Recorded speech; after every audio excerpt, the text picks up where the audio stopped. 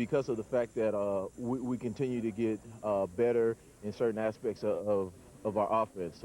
We have a ways to go, but you know, with offense, it takes some time to gel. The ground game does not stop with Pringle. Tracy Hinn, who is the CFL's all-time leading rusher for quarterbacks, recently went over the 7,000-yard mark for his career and is currently 5th in the league in rushing. He knows the importance of his scrambling ability.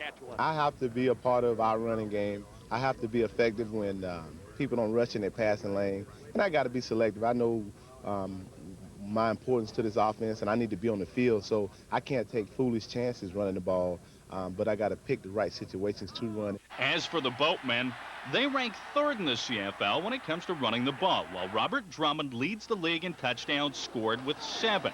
He says Toronto can run against anyone. It's just a matter of execution.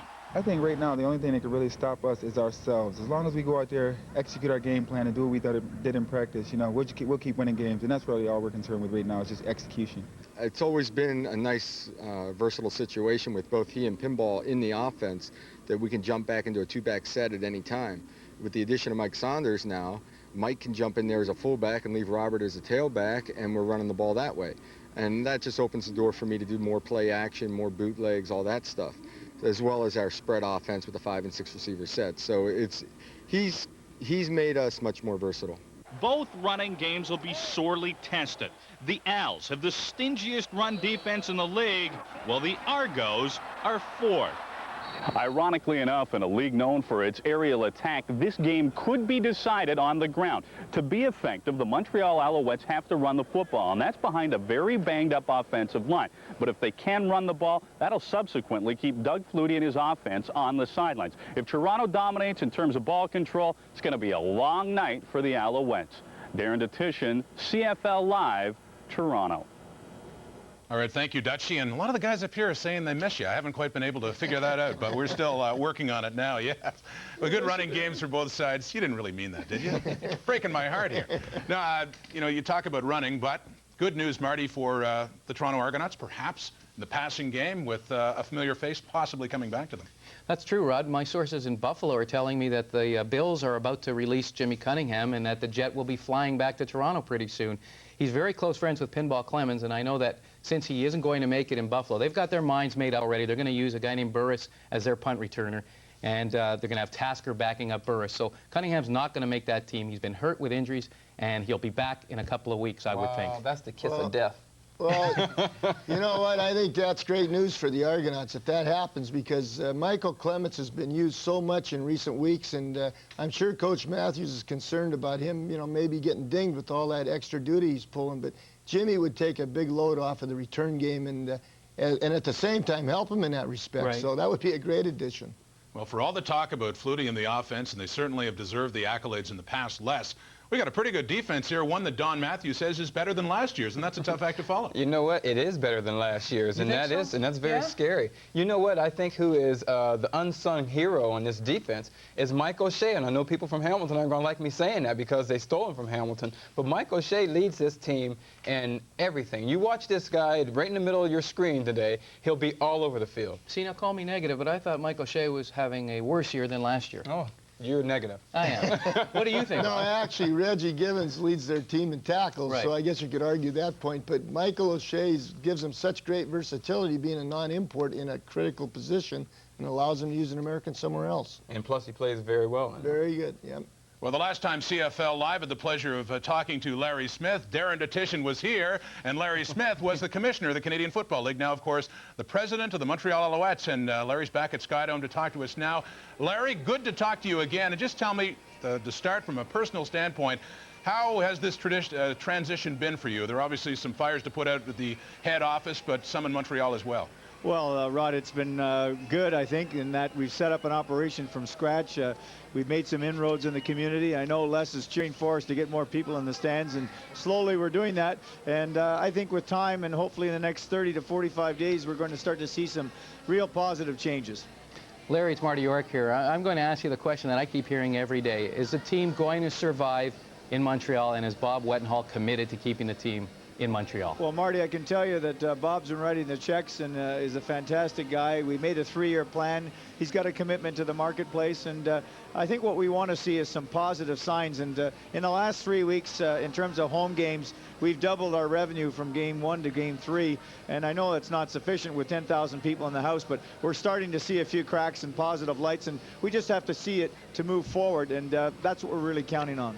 Larry, it is less. I know that me and Marty have both been suggesting a move to Ottawa. Now, if the attendance stays as poor as it has been, will you and company suggest moving to Ottawa? I would say no, Les. We've seen our paid attendance double from game 1 to game 2 and double from game 2 to game 3. And our mix of tickets is starting to go in the higher end. So what we're starting to see is a move back to people coming to football games. We're getting 90% of our fans are French-speaking, 10% are English. And I think that's the residual effect of some of the BS that was put in the media after Bob Wettenhall and myself took over in Montreal. Slowly those barriers are starting to break down, and we're getting English people back, which makes a significant difference to our, our possibility for success. Larry, it's Bob Lubilovich. Obi. How you doing? Obi-Wan Kenobi. Where is he? Listen, I got to ask you a question. When you were the CFL commissioner, you really stressed that everybody plays by the same rules, and when you became the president of the Alouettes, you had your own rules there. How did that work? What did you change your Hey, Bob, have you gone to the Marty York School of Journalism or what? Larry, we reversed roles, you know. Hey, I'll tell you what is this, a transplant? No, I want to hear the answer. Well, I'll give you the answer. When we came into Montreal, Bob and I did a business assessment. We asked some questions. Who is the #1 player in the team in terms of recognized support from the fans? Tracy Ham. Who was the leader of the team? Tracy Ham. Who was the spiritual leader of the team? Tracy Ham. Who was 32 years old and should be playing in the CFL? Was Tracy Ham. We went and talked to Tracy and made one offer, Bob, which never changed. And believe it or not, he is earning marginally less than he did last year. And we went and sat and talked with Tracy. What he wanted was stability, which didn't exist last year. And once he met Bob and saw what type of person he was, he said he wanted to play. I went back to the league in April before we signed Tracy and said, we have a problem. We want Tracy Ham. It's going to cost more than 150 G's. I said, there's the same problem with Damon Allen and David Archer at the time before he retired. The reality is that we have to phase out the marquee players, but let's phase them out when they want to retire, not when we want to throw them out the door. Good job. Thanks. Hey, Bob, is that a pretty good answer? Hey, I'm fired up for the Obi-Wan. All right. Larry, I don't understand what happened to Bob. He used to be so positive. Oh, geez, I'll tell you what. I don't understand. Hey, I'm asking a factual question. Hey, Marty, it's life in the fast lane with Obi now. Larry, are you surprised that the CFL has not appointed a full-time commissioner to replace you yet? No, I'm not, Marty, and I'll tell you why. Let's be logical. When I came in 1992, I was a young guy who was wanting to do something to help the league. I love the league. It was a terrible time to come in as commissioner. There had been 2 or 3 guys before me who lasted a very short period of time. You get a guy like myself who steps out. You get a league going through transition. What we need is stability, and I think that someone out there would come into our league after 1 or 2 years of stability. But right now, it's hard to bring a high-profile person in because it's not necessarily the right time. So the governors have to take a look at what their options are and make some decisions quickly, whether they promote Jeff Giles or move in a different direction. But obviously, action needs to be taken quickly. And Larry, one of the guys that interviewed for your former job was none other than Bob Obilovich. What do you think? Well, I think Obi's doing a good job in the box with you guys, and I would recommend that he would stay there because it's a different type of environment. And, I'm really happy that I survived it for 5 years, and I think I made a contribution. But it's something where you don't expect to have a long life expectancy. And basically, the 5 years that I planned to have, I went through and I did it, and I'm glad I did. But it's something you don't look at as a lifelong career. Well, Obi's not afraid to ask those tough questions, Larry, and once again, you haven't been afraid to deal with them. I'm going to get Obi back, Rod. Okay. Thanks a lot. Coming back to play, Hey, Obi, you know what they say about old football players. We never forget. Never at all. Thank you very much, Larry. Appreciate it. Thank you. Larry Smith, president of the Montreal Alouettes, and of course the former commissioner whose seat at the CFL office remains to be filled. You were going to say? Well, Rod, I know that Larry is advocating the hiring of Jeff Giles, the chief operating officer, as the commissioner league. He would like to see him there. Now, I'm not sure the majority of governors agree, and I think that's why you're seeing such difficulties right now in replacing him. Well, we talked to Larry about off-the-field matters, on-the-field, Obi, and I know something that you've talked about as well. This team, Smith and company, have some concern at wide receiver. Well, I think that's the biggest problem for the Alouettes. halfway through last season, we talked about the fact that they didn't really have a quality wideout, and they thought Chris Wright would be the guy, but he hasn't shown that he's a good wideout. In fact, he hasn't been returning the ball like he did before, so they got to get somebody there that can make him a threat. Nigel Williams keeps developing. He's a young player that was a junior player and had never played wideout in the CFL. But they need another quality wideout. Well, that's what I was going to say. I was going to say Coach Nigel stepped up his game last week and had an awesome game to really try to show the Alouettes that they could depend on him. But they cut Wayne Walker in the preseason. I thought he was good. I know you were high on him when you were guest coaching with the Alouettes. I really was. Anybody who would have Wayne Walker on their team would be high on him because he's an instant deep threat. You know, and people have to respect that deep threat. Defensive backs have to get back there and cover him, or he's going to run right by you. Well, recently, whenever any team is marched to Skydome, they know they're in for a tough test against Don Matthews, Flutie and company, and certainly the Alouettes are looking to end their two-game losing skid. Argo fans, yes, looking for something to cheer about. They got the top team in the East now, looking to pad that lead. We'll preview Week 6 when we come back. Give me a break, make it clean, make it cold. Give me a McCain iced tea break. Take a refreshing break from summertime heat with frozen concentrated iced tea from McCain. McCain iced tea, caffeine-free, no powdery taste. A refreshing thirst-quenching beverage made with the essence of unique tea blends. Give me a break, make it clean, make it cold. McCain iced tea, no caffeine, no powdery taste. Great tasting refreshment down to a tea. The CFL Players of the Week for week number 5. One of them playing tonight, Robert Drummond. Had a great game against BC. A couple of touchdowns for the Argos. Had 100 yards on the ground and 79 yards receiving. Orlando Steinhauer, a couple of picks for Hamilton against Winnipeg. And Willie Whitehead, top lineman. What a game he had in the face of the Bombers quarterbacks all game, it seemed, for the Tiger Cats. Well, lots to come this week in the CFL, including tonight. At Commonwealth Stadium, the Edmonton Eskimos, leaders of the West, take on a team they have already seen once before, a tough team, the Saskatchewan Roughriders. And in that one, the starting quarterback for Saskatchewan will have a chance to chat about this. Yes, once again, it will be Reggie Slack, despite the many cries for Kevin Mason, the young one. Also, BC Lions against the Hamilton Tiger Cats. We've got that for you. CFL Live on Saturday with you, 12:30 p.m. Eastern, 9:30 a.m. Pacific time. Join us for that one. And before that, of course... Well, here we go. When it feels just right, we're gonna kick back, relax, watching football on a Friday night. It's Friday, and we're gonna be hard to Friday football is the best. You gotta sing it. Plus, I like this song. It's catchy. You gotta sing I tell you what, everybody in Canada will be singing this song It's before the long. Friday Night Football song. And yes, we have Friday Night Football for you tomorrow. Big game for both of these teams. Winnipeg Blue Bombers, Calgary Stampeders, both off to disappointing 1-4 starts. Bombers coach Jeff Reinbold sees some similarity in both of these clubs. Their situation is mirrored ours in a lot of ways. They had one bad game in Montreal, or a bad half in Montreal, just like we had a bad half in the second half of the Hamilton game. I think the thing that's different about the two clubs is that they've got a core of veteran players. You know, you look at AJ and you look at Marvin Pope and Marvin Coleman and Alfred, and they've got a bunch of guys that I'm sure are not, this 1-4 start isn't sitting very well with. And then on top of it, Wally, who rarely loses a game in June or July at all. I'm sure they're going to be loaded for bear, and they're going to have a red backside ready to get after us.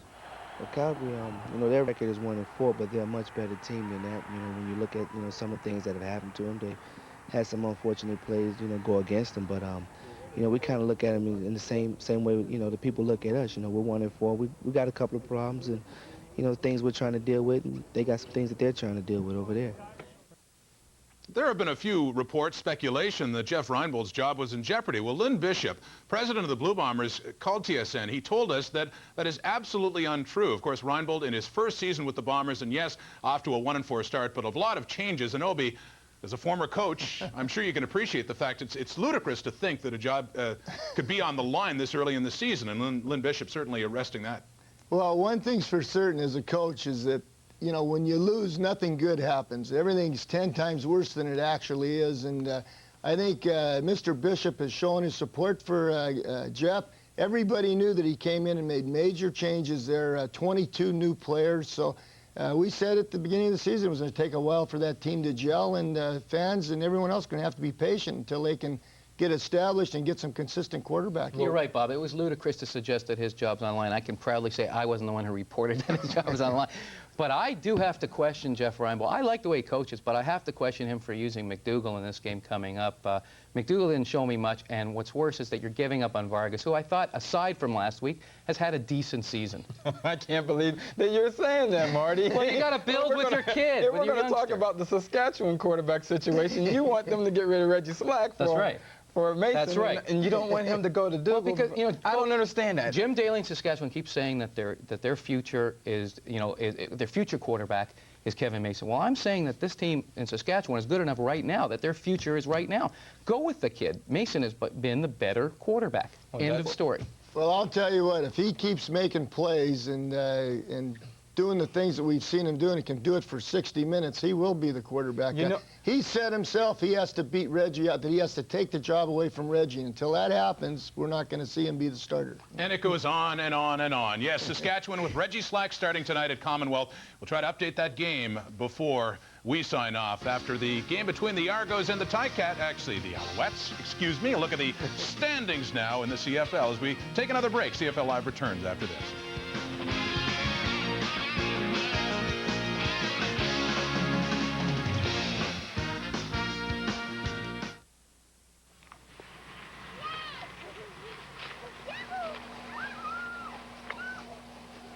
You remember Jay.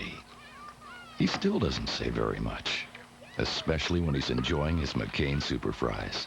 And he doesn't seem to care that they've only got 5% fat because they still taste great. McCain Super Fries, deep-fried flavor and crispness with only 5% fat. For the strong, silent type. All right, let's all work on this together. Focus, focus, focus. Now repeat after me. All right, here we go. Repeat. I'm a game ball baby. I'm a game ball baby. Du Maurier Open men's tennis continues daily. TSN. Baby.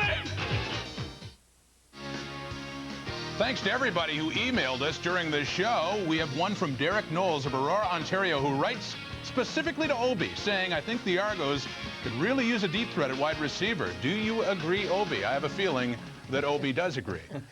Yes, Derek, I think you and I are on the same page. I think Coach Matthews is having some problems trying to get the exact receiving core that he wants. Dwayne Demetrician is really a better slot back than a wideout. And if they could get a deep threat, and as we talked earlier in the show, if Jimmy Cunningham comes back, then I think that would help their offense immensely. Coach, but you know it's going to be hard for them to get a deep threat when Don Matthews mentioned that he will not have anybody that's paid higher than Paul Mazzotti. Well, there's guys that can run faster that won't be paid as high as Paul Mazzotti. Wait a minute, I never heard that remark. Did he say that? Well, Is that another one of your scoops? I know for a source told me that who's the source? Give it up. That Earl Winfield was interested in going to Toronto, and he had talked to Don Matthews about it, and he said, I cannot pay you any higher than Paul Mazzotti. Interesting. You guys are both digging up dirt on Don Matthews. Paul Mazzotti, by the way, makes $70,000 a year just to get his salary in there. Wow. You shouldn't do that. Well, let's have a look at another email now. This one from Alan McPhee of Ottawa, saying the Alouettes haven't had much success against the Argos. How important is it psychologically to get the monkey off the back and prove that, yes, they can win? Well, let's look back at it. You talked about the Eastern Final, 43-7 for Toronto. In preseason, Les, I know you're a guest coach for the Alouettes, 40-0 Argos. That's why they lost like that. Preseason, I still think it would matter, especially against that team. Do the Alouettes have a bit of a wounded psyche here taking on Toronto? Oh, for sure they do. I mean, Toronto's had their number since I think Coach had mentioned way back 2 years ago, they probably gave them a close game, but they still lost.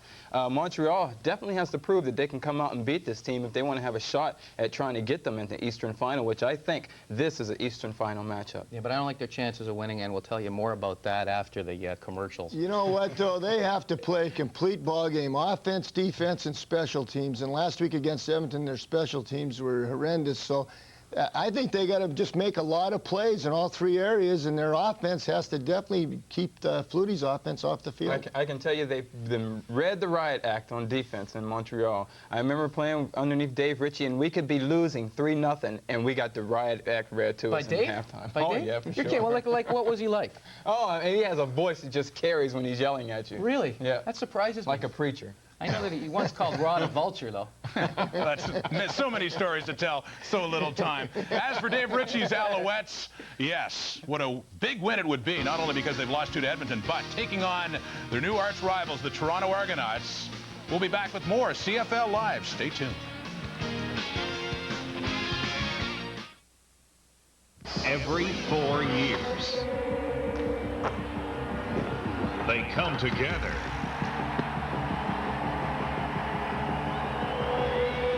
to face the challenge. The game of a lifetime. To become the best. 1997 Canada Summer Games begins August 9th. TSN.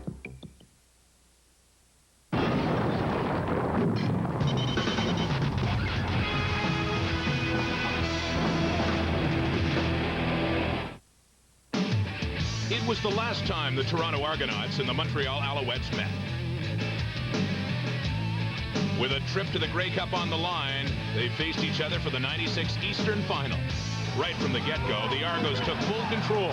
Pinball Clements ran 91 yards off the opening kickoff for the first touchdown. By halftime, the Argos led by 26 points. The Owls scored just 1 touchdown the whole game. And in the end, Toronto won 43-7. It was total Argos domination, bringing them one step closer to the Grey Cup. Tonight, though, it's a whole new ball game. The Argos looking to repeat, the Alouettes looking for revenge.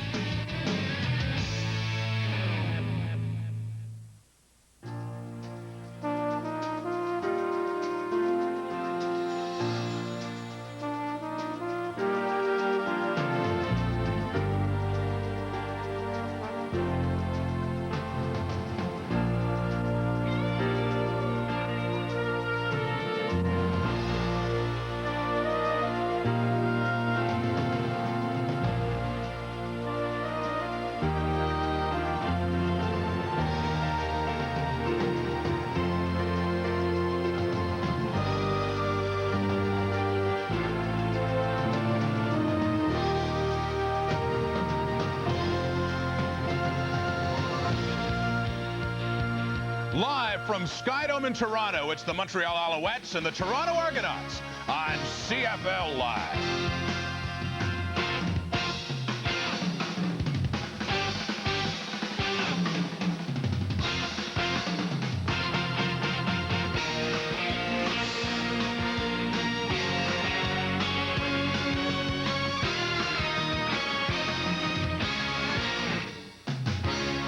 As usual here at TSN, we are live and interactive, so if you like, get on the net. And you too can play QB1. And welcome to CFL Live again. I'm Rod Smith, joined by the panel, Bob Ovilovich, the coach, Les Brown, Marty York of the Globe and Mail, as we get set to start week number 6, the Argos and the Montreal Alouettes. Yes, in recent history, the Argos have been dominant. A preseason game where they pasted them 40-0, and then that Eastern Final before then. Montreal has a lot to overcome. The Argos have a pretty good defense as well. Let's head to Lee Pedersen and John Wells. Rod, Don Matthews has never lost to the Montreal Alouettes as head coach of the Argonauts, and the key reason seems to be defense. The Argonauts lead the league in 13 of 25 defensive categories, in points allowed, total offense, passing yards, And one key area is first downs. This seems to make Don Matthews the happiest. Yeah, you'd think it might be the great offensive play and all that kind of stuff, John, but it's not. It's his team leads the league in fewest first downs given up. Now, what does that translate into? Every team's worst nightmare, because that means that Doug Flutie has the ball more and more during games. Now, every team will tell you the best defense against Toronto is to keep the ball away from Flutie. Well, no team has been able to do that this year, and that's what makes Don Matthews happy. Well, Tracy Ham is going to try and do that, and to do that, he's going to have to use the running game himself, along with Mike Pringle, who is the league's #1 rusher. This is the #1 rushing team in the league. Can they do anything against the Argonaut defense? Well, you think that has to be the big matchup of the night, because no other team has been able to do that this year. But, of course, Toronto and Montreal haven't met in the regular season. It is, as John said, the #1 rushing team in the league. Mike Pringle, well documented what he has done in the past, and, of course, this year again.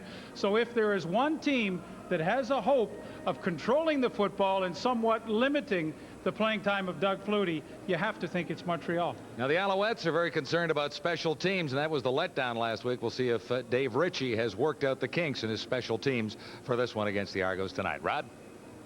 Okay, thank you, John. And yes, in this one, defense against the running game, a fine running game for the Montreal Alouettes, but the Alouettes defense less after a couple of shaky outings against the Edmonton Eskimos, in for a big test tonight, and some changes there. Did you notice how many times we mentioned defense? Because defense wins games and championships. Yeah, but offense Do you guys all sells agree? tickets. But anyway, the changes that Montreal has, big change, is that Edward Thomas will be number 97. We're playing that rush in position, which he's in a key position because he has to contain Doug Flutie, and he also has to be able to run with those running backs coming out of the backfield. Well, Obi, John Wells just mentioned it before. Coming back here, special teams. Alouettes were very shaky in that game in Montreal against Edmonton last week. That's correct. I think that this game is really a case where Montreal has to take the attitude that if they're going to be the best, they have to show that they can beat the best, and that's what tonight's all about. I expect Montreal to play with a lot of intensity and emotion because, from what I understand, Coach Ritchie had him practicing in pads this week because he wasn't too happy about that performance last week.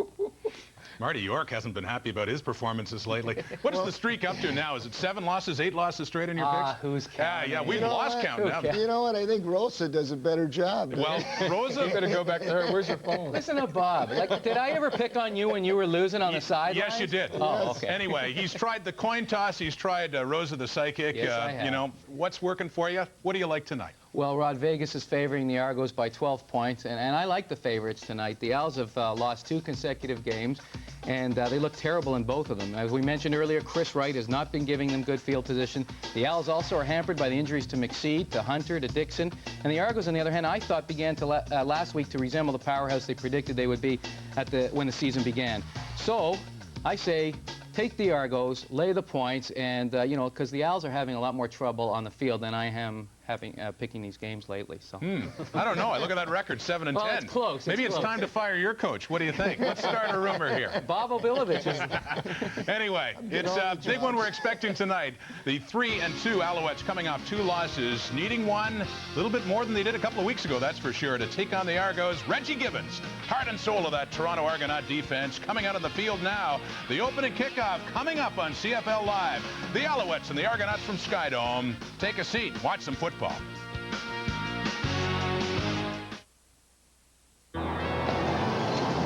Hi there. Would you like to make a long-distance call? My aunt in Australia? This is so cool. I haven't talked to you forever. We've got a couple cool movies. It's a relationship between a housewife and a Dutch accordionist. What's better than that? Yes, there's a love interest. Who doesn't love film noir? She doesn't know what to do with her life? I've got really close to it. Dutch accordion music all the way through. And then things go drastically wrong. But read the book first. There's always something to say long distance.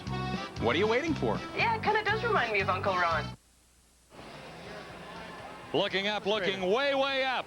After a red-hot start, the Alouettes have lost 2 in a row. Tonight they tackle the first-place Argonauts for the first time during the regular season with a share of top spot on the line. It's a perfect night under the open dome, 29 degrees Celsius. Al's coach Dave Ritchie lived through a special teams nightmare against the Eskimos last Thursday and has spent a week working out the problems that cost him a chance to win. Yeah, John, on the other side tonight, Don Matthews, who I call the best game day coach in the business without question. Only 5 wins away from tying Frank Clair as the all-time winningest coach in CFL history. And as you see, 6 will make him #1, and he deserves it. Pretty good chance he's going to get the 6 this season, don't you think? I would say that's if you were a betting man, I would put a little wager on that one. A lot of things have to go wrong for Don Matthews and the Argonauts not to win 6 more games after the start they've had in 1997. Ready for the kickoff, and the Argos will do the honors to the Montreal Alouettes. Dropping deep for Montreal, Chris Wright.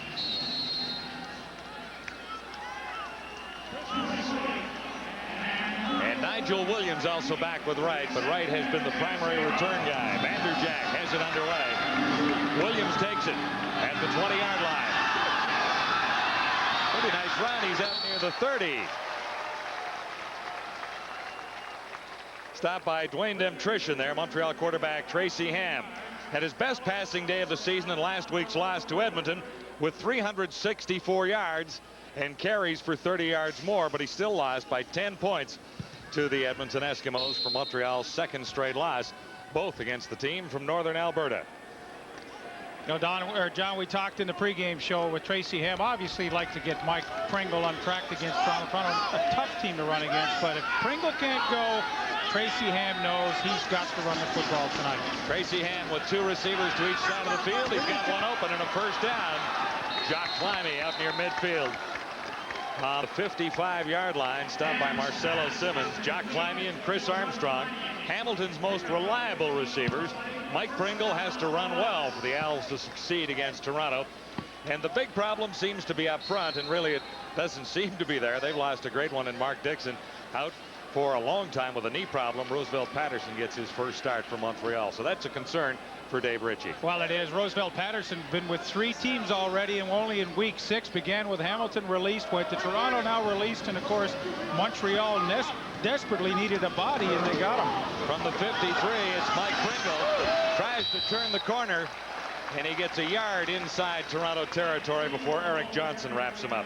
A couple of changes of note tonight for the Argonauts. They're going to go to a 3-4 alignment with Oscar Giles out of the lineup. That means Eric Johnson gets to start at outside linebacker. And in the secondary, happy to have back tonight Donald Smith. Broke his arm in week 2 of the season, has a cast on it, will play with a cast for the entire year, but he really is the final piece in that secondary. They're glad to have him back in there. Gain is 3. This will be 2nd and 7. Alouettes just across midfield at Skydale. The opening sequence in game 1 of week 6 in the CFL. Some early movements. Time count violation.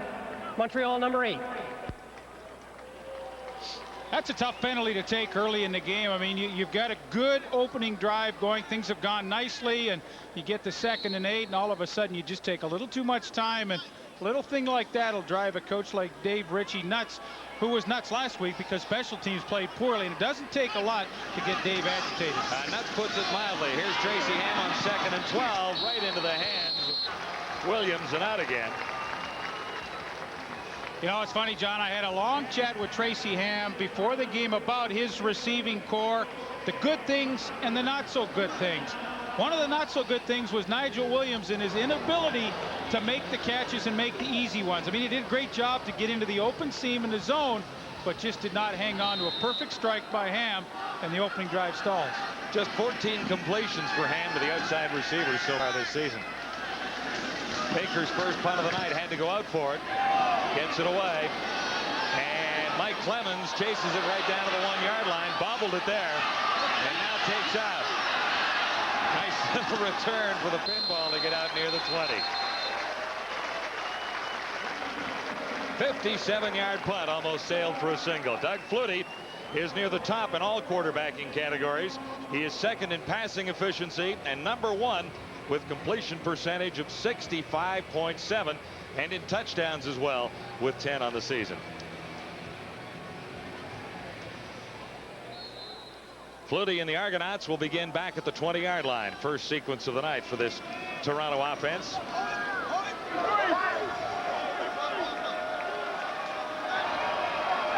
Flutie likes to spread them out. There's really no one in the backfield as he operates from the shotgun.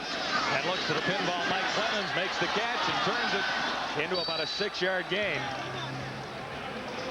Tracy Gravely made the tackle.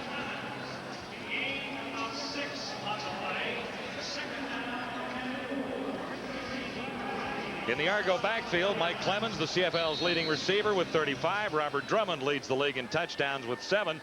Had Mazzotti and Saunders. There are really no weaknesses there. And up front, you've got Mike Kiselak anchoring the offensive line.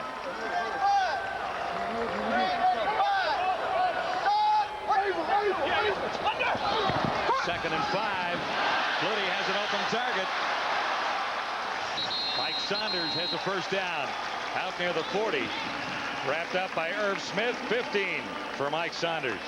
And the defense that Doug Flutie will look against tonight is a pretty banged up group. Up front, you've got Thomas Hips, the rookie from the University of Toronto, who's had an exceptional first 5 weeks. Edward Thomas comes in to replace Larry McSweet at outside linebacker. McSweet was having a terrific year until he was hurt, and that secondary is banged up. Spencer McLennan in the middle, playing with a hyperextended knee, and Doug Kraft on the corner. He too bothered by an ankle injury. This defense is hurting. Shovel ahead for Robert Drummond, and he has another 5 for the Argonaut total. Edward Thomas made the stop there, number 97, Montreal. Well, John, you look at Toronto's offense, and I mean, you just have to think versatility here. Again, you know, on the newcomer Thomas outside, he can't make any kind of right move on that, the pitch inside. But you got Mike Saunders now can come out of the backfield or play slot, Pinball Clemens. And really, when you look at trying to defense Toronto, you know, you want to try and take somebody out of the game. And essentially what Dave Ritchie wants to do tonight is to try and take Drummond and Clemens out of the game. I think it's an impossible task. Second and 7 for Flutie. Drummond gets the call, broke 1 tackle, and he won't have enough for the first down. He's only out to about the 50-yard line.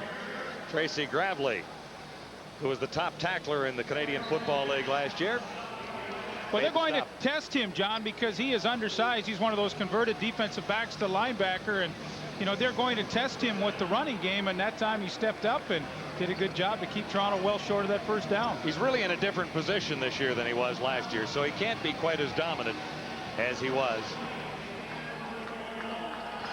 Deep for Montreal, Chris Rice, as Mike Vanderjack steps in for his first punt of the night from the Toronto 35. It's early in this one. 0 still on the scoreboard. And they fake it. Drummond takes the pitch from Norm Casola.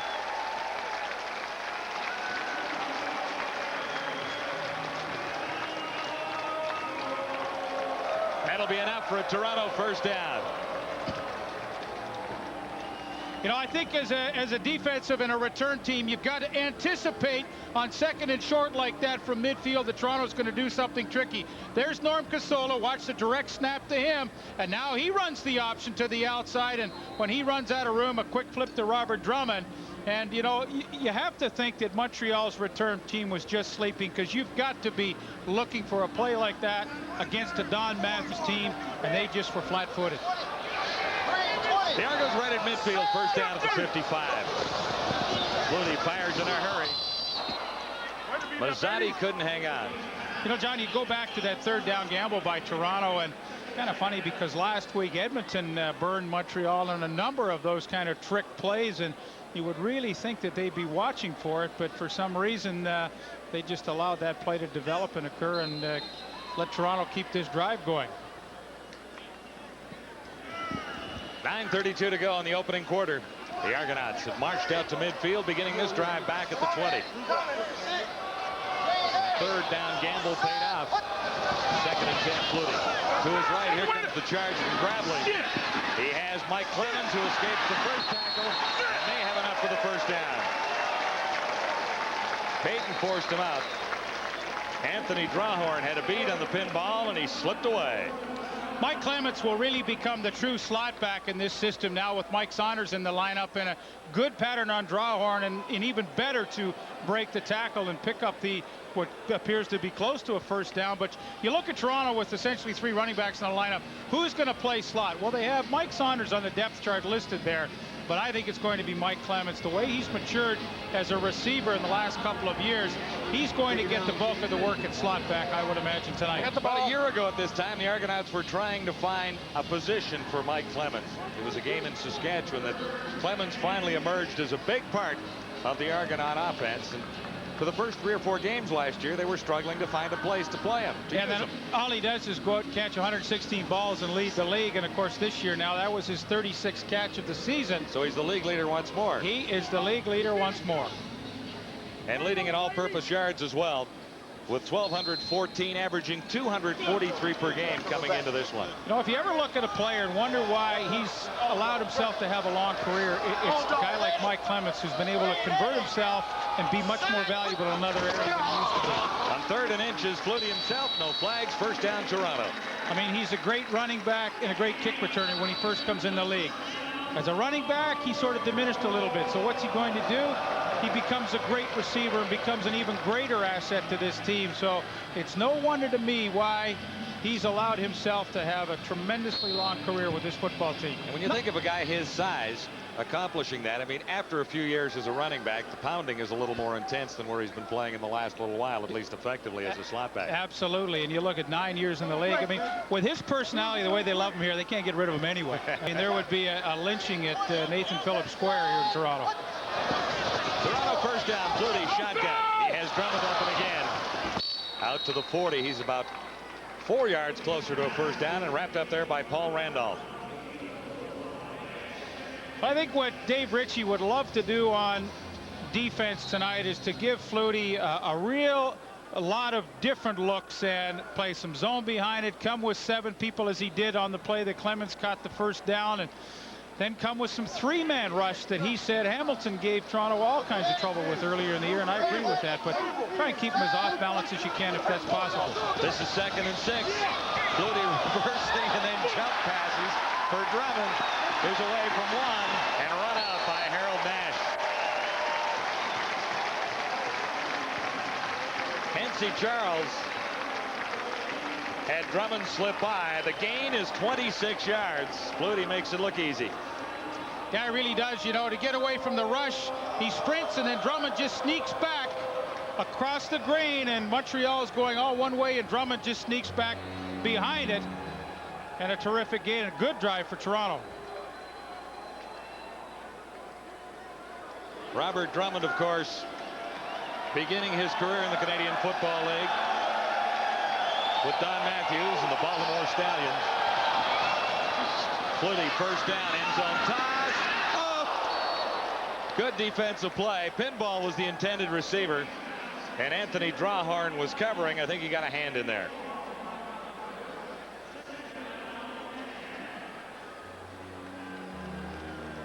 So an opportunity in the end zone for Flutie to hook up with Mike Clemens.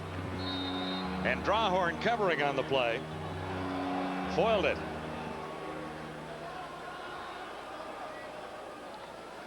It'll be 2nd down for the Argonauts at the Alouette 14.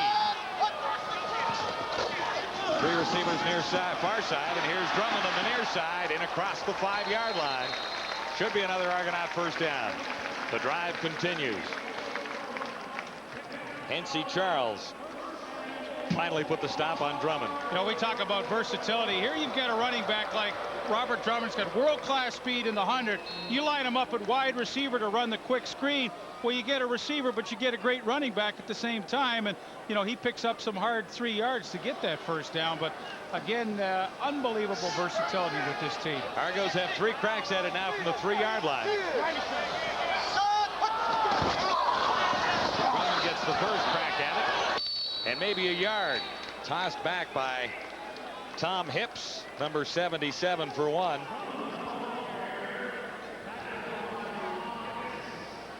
Hips, a first-year Alouette, is getting high marks from Dave Ritchie.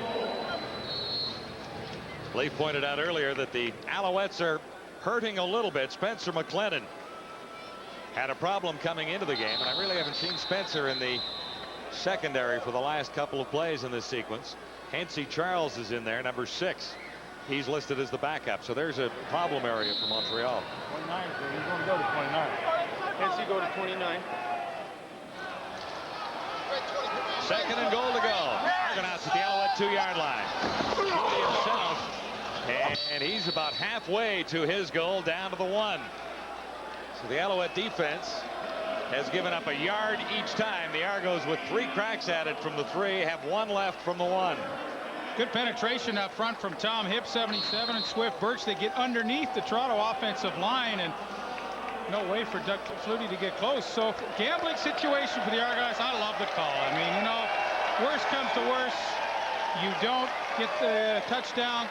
Montreal's got 99 yards to go. 109. 109. Here we go. That's the touchdown. Robert Drummond in for number 8. 8 touchdowns. Drummond was the league leader in touchdowns. Coming into the game, he now leads by a couple. Well, when a defensive team's getting good penetration in your short yardage situations, you've got to go up and over the top, and Drummond does that up and over the block of number 57, the right guard, Dan Payne. And the third down gamble pays off for the Argonauts. That's a beautiful drive. It really was. I wondered about the call prior to that, Lee, at the 2-yard line where Flutie kept it himself to try and get in from 2 yards out straight ahead when you've got a guy like Drummond in the backfield. I don't disagree. It really doesn't matter a whole bunch. They got in. Touchdown Toronto, converted by Mike Vanderjagt. It's the Argos with a drive from their own 20 all the way down to the Montreal end zone. Toronto leads 7-0.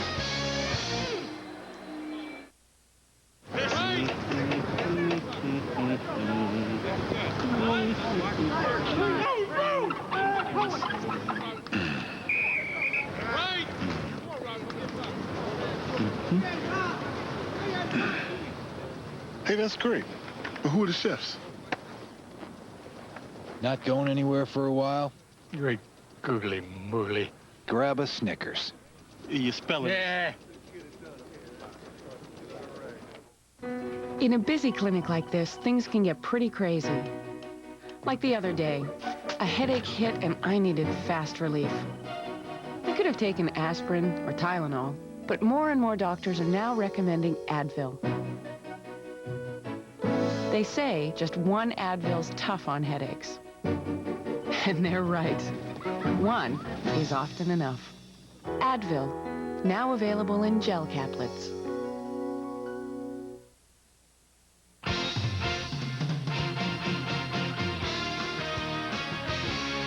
The CFL Live on TSN is brought to you by Advantage, providing solutions for business. And by Gatorade. Life is a sport. Drink it up. Robert Drummond into the end zone for his 8th touchdown this season to lead the league in that category. 5th rushing touchdown of the season. Drummond had 1 crack at it from the 3 and a 2nd try at it from the 1-yard line. No mistake here. Up, and away. Well, I mean, he knew what the drill was on that play. With the good penetration from Montreal's defensive front, he knew when he caught that ball, he took the handoff, he was going to have to go up and over, and it was a pretty easy trip for him. Flutie used just about all his magic on that drive, too. A couple of shovel passes in there. Nice pro pass to get a first down. They gambled on 3rd down and about a yard to go. Made it pay off at midfield and continued the march from there. Vanderjagt set to kick it off for the 2nd time this night. Williams and Wright are deep. This is Nigel Williams. 2nd return, and Tracy Ham will have a decent area to begin with out around the 42-yard line as Ken Benson led the Argonaut tacklers. Drummond with a 1-yard touchdown to give Toronto a 7-0 lead. 15 plays to cover 90 yards, and he used a little of the clock, didn't he? 7:54. Boy, oh boy. 15 plays. Is that any good? Boy, on offense, you have to be doing a lot of things right to go 15 plays and score. A league-leading 8 touchdowns for Robert Drummond now. Tracy Ham gets his hands on the football once more. Mike Pringle gets about 3 yards. Grabbed by Demetrius Maxey. Favored targets of the inside receivers for Tracy Ham, Chris Armstrong and Jock Climby. The outside targets have a total of 14 receptions between them. Climby has 28 inside, and Armstrong has another 21 catches. I think it's safe to say you might want to double the inside guys and make Ham beat you outside. Second down, and Ham has to get out of there. Sack number 1 for the Argo defense tonight. Back at the 35. Ken Benson. 6 tackles last week against BC. By my notes, Benson's first sack of the year. Well, against the banged-up offensive line, you get them second and long. First thing you do is come with the blitz. Watch off the corner, 37, Benson. He's going to be the guy that will finally make the play. Here he comes clean. Toronto coming with 7 men, and no way that Montreal could protect that. But not surprising, banged-up offensive line, go after him on second and long. 2 and out. That's costly to the Alouettes. Baker keeps it low. Mike Clemens has no play, bouncing out near the 37. And the pinball a little upset that he didn't get his hands on that football with a chance to return. Frustrations continue for Ham and the Alouettes. Well, now, are you sure there's any fish in here at all? Because we haven't latched into one today yet. Tired of sitting on the sidelines? Want to be part of the game? Be offensive. Be radical. The CFL is back and more radical than ever. The action never stops. It's hard-hitting, high-scoring football. Get in the game. Wear the attitude. Come on, go, go, go. Woo! Be offensive. Be radical. CFL football. Get in the game. You having more popcorn? How do you turn a couple of Best Buy award winners into even better buys? You introduce a limited-time Best Buy lease event. Now, from $158 a month and only $850 down, you could be racing around in an accent. Car Guide Magazine's Best Buy award winner. Or take the family for a spin in the new Elantra sedan. Consumer Digest Best Buy award winner. For as little as $188 a month and only $850 down. With Hyundai's low monthly lease rates and low down payments, everybody drives away a winner. I'm the President of the United States. On July 25th, how the hell did they get Air Force One? experience the motion picture event of the summer. Harrison Ford. Get off my plane. Air Force One, now playing in theaters everywhere. Play Safeway's all-new $1 million touchdown to win for your chance to win $1 million or other fabulous trips and prizes. If your name appears, it means you could win $1 million if any CFL player returns 2 punts for touchdowns in today's game. $1 million touchdown to win at Safeway Food and Drug.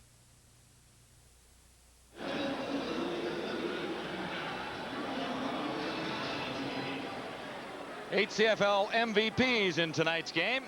There's Flutie and the rest. That's pretty impressive, isn't it? It really is. Pringle won it in 95. Clemens way back in 1990, and Tracy Ham the year before that. Argos have it back. The defense got it back in a hurry. This is Drummond swinging out of the backfield. The corner got past Gravely and was finally wrapped up by Douglas Kraft. How do you stop Robert Drummond, Gino Retta? You know, it's a good question right now because the Owls, the defense, when they came back to the sidelines, they started chatting about what are we going to do. Drummond's going for that quick screen, and Flutie just hanging that ball up. He's 6'3", going against some DBs who are just barely 6 feet tall. And if Flutie keeps that ball hung up like that, they've got to start making some more contact on Drummond, make a little traffic for him so he doesn't get that chance to take that turn. Well, he made it effectively on the previous play. Good for a first down. And again, the Argos closing in on midfield. 7 Toronto first downs already. The Owls have 1. Flutie swings it the other way for Robert Drummond, who makes a nice move to cut back in. Tracy Gravely got him there. Gravely, the Eastern nominee for most valuable defensive player in 1996. Well, you know, you go back to that graphic, only 1 first down for Montreal, and it goes back to what we were saying in our opening about what Don Matthews likes about his team the most is they allow the fewest first downs, and only 1, you know, so far in this quarter is unbelievable. And of course, it plays again everybody's worst nightmare. Flutie's been on the field the entire first quarter. Plays right back into Flutie's Whoa! hands. I think there might have been early movement down there, Leaf. Did you spot it? I spotted Dan Payne going about 5 yards in the air is what I did.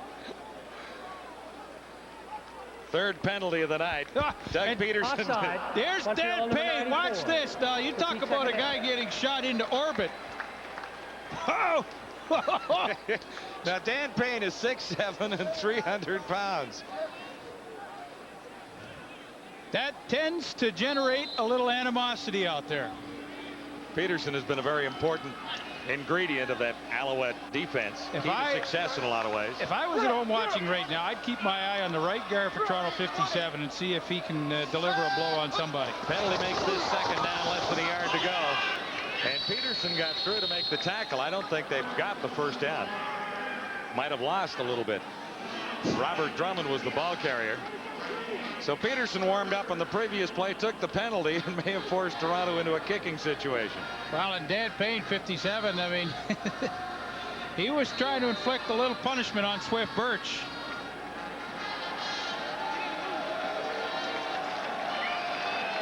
Another third down gamble for the Argonauts. About a yard shy. They'll try and get across the 49-yard line with Drummond, and there's no problem there. Here's Robert Drummond. Good night. Robert Drummond. His second touchdown of the game.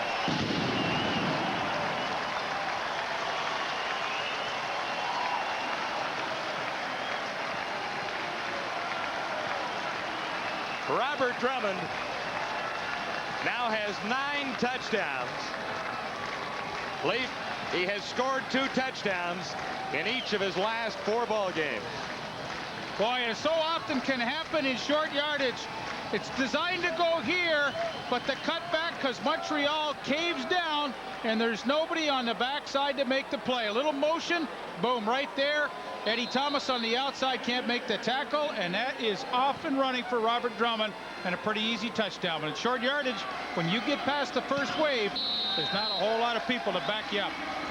3rd and 1. Robert Drummond answered the call and carried it 52 yards into the end zone. One more souvenir for a fan at Skydome, and it's 14-0 Toronto. You into fly gear? Get into this. Sprite is giving away the flyest fashions out. You know, the hype gear that's blowing up the spot. Like Shabazz Brothers, like Fishpaw. You can get laced. Best part of all is, all you have to do is keep on doing what you're doing. Obeying your thirst. Word. The more Sprite you drink, the more chances you have to win. So check under your Sprite cap. You might have already won some. Everyone has their favorite side of a Kellogg's Mini Wheat.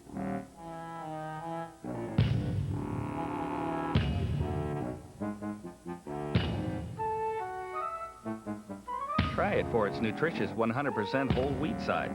Or try it for its delicious wheat frosted side. Kellogg's Mini Wheats.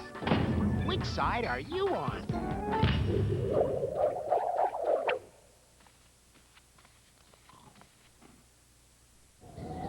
There was a time when batteries had a simple job.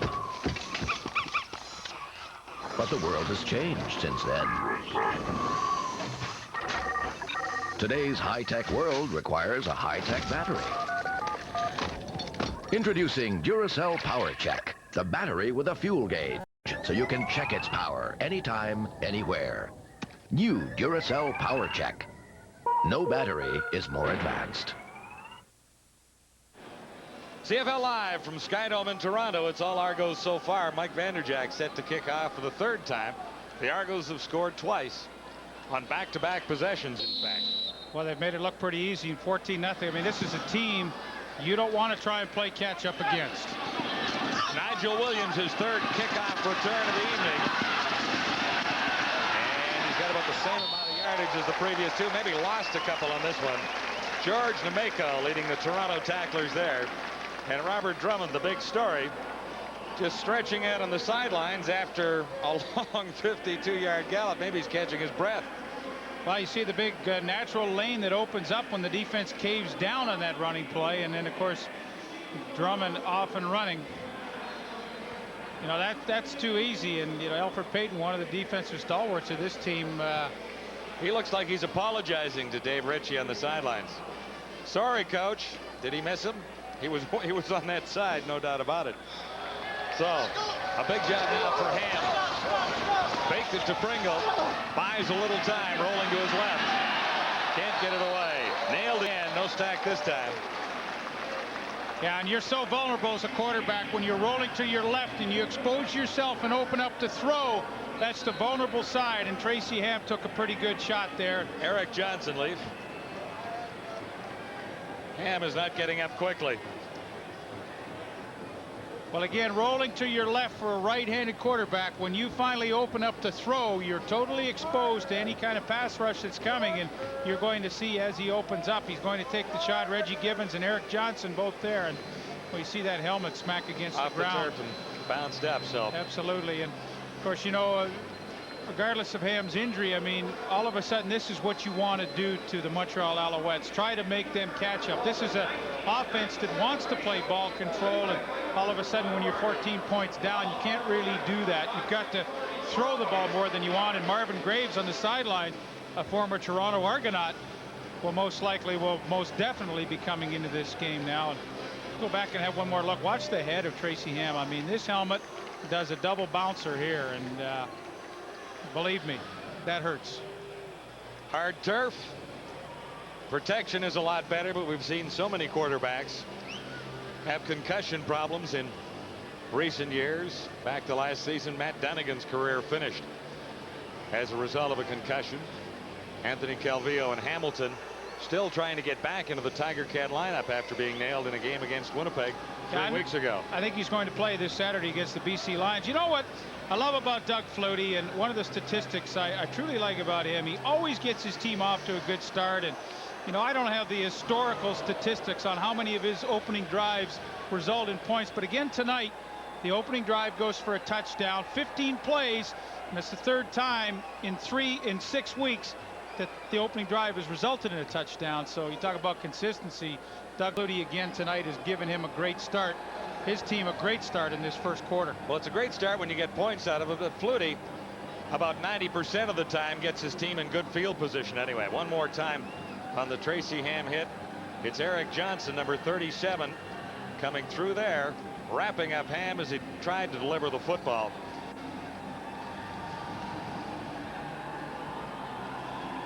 Career totals for Tracy Ham as he moves up the scoring ladder, or the passing ladder really. He's 405 yards shy of Kent Austin for 7th among all-time CFL passers. Marvin Graves played for the Toronto Argonauts for a bit of time, but has really seen very little activity as a member of the Montreal Alouettes. Got into a game when Ham was shaken up with an ankle problem a couple of weeks ago.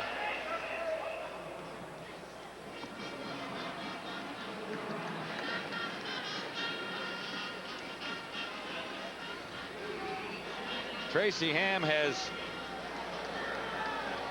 had his share of injury problems over the last few years. One of his most regrettable experiences was being the quarterback here at Skydome for the Toronto Argonauts. Things just did not go well for Ham and the Toronto offense back in those days, but he came back to Baltimore, got the Stallions into the Grey Cup, and he won the big prize in Regina in '95. You know, John, the biggest problem for Tracy Ham when he was here in Toronto was the fact that he had to play for Miles Davis. Miles Davis, the offensive coordinator, just did not like him and put him in that run and shoot environment that Tracy Ham didn't like, and it was just a bad mix all around. Well, at that stage of Ham's career, a lot of people might have thought that it was over, but Tracy Ham, as mentioned, bounced back with Baltimore. Well, he got back in a more structured offense where he had the running game with Mike Engel and, you know, Robert Drummond at that time. Chris Wright was there, and Peter Tui Paluto. It was the kind of offense that he flourished in. When he was in Toronto, he was a fish out of water. It was not his system, and consequently he performed miserably. He felt miserable. Yes, it was a forgettable stop. And he was happy to get out of here. But hopefully he'll be back in. Marvin Graves, you mentioned limited playing time this year. He's only thrown 14 passes, completed 10 of them. Has neither a touchdown or an interception on the board this year. And Graves comes in looking at 2nd and 10. He'll use the shotgun at early movement as Graves looked to the near side after the whistle is gone, looking for Nigel Williams. Well, Toronto in the first quarter has shown that they will send more than the normal front four after Tracy Ham, and I would think being up by 14 points, knowing Marvin Graves has had limited experience in this league, of course, and limited playing time this year, If I was Toronto and Bill Procedure, Bradley, Montreal number 13. defensive coordinator, Repeat I would second turn down. the heat up. Big time. You might as well. I would turn the heat up full blast. A procedure call against Marvin Graves. So that'll make it second down and 15, back down to the Alouette 19-yard line. Al's already in trouble. Their number one quarterback is on the bench, shaking out the cobwebs. We have no idea whether or not Tracy Ham will be back in this ballgame. Right now, this is Marvin Graves' football team. Again, difficulty finding out exactly what he was doing down there. Or did Gibbons Procedure, Montreal jump number offside? 53. No, it was an Alouette. So now, Marvin Graves has been in for 2 plays, and he's lost yardage on each one. Hasn't lost a down yet. Hasn't taken a snap yet. Hasn't taken a snap. Second and 20. Back at the 14. He's losing ground here. Better get this one away and get sent to punt out of Alouette territory before they're all the way back to the goal line. Graves setting up over the middle. Climby couldn't bring it down. Tight coverage down there on the final play of the opening quarter. It's been all Toronto so far. Tracy Ham being attended to at the Alouette bench. It's 14-0 Argos.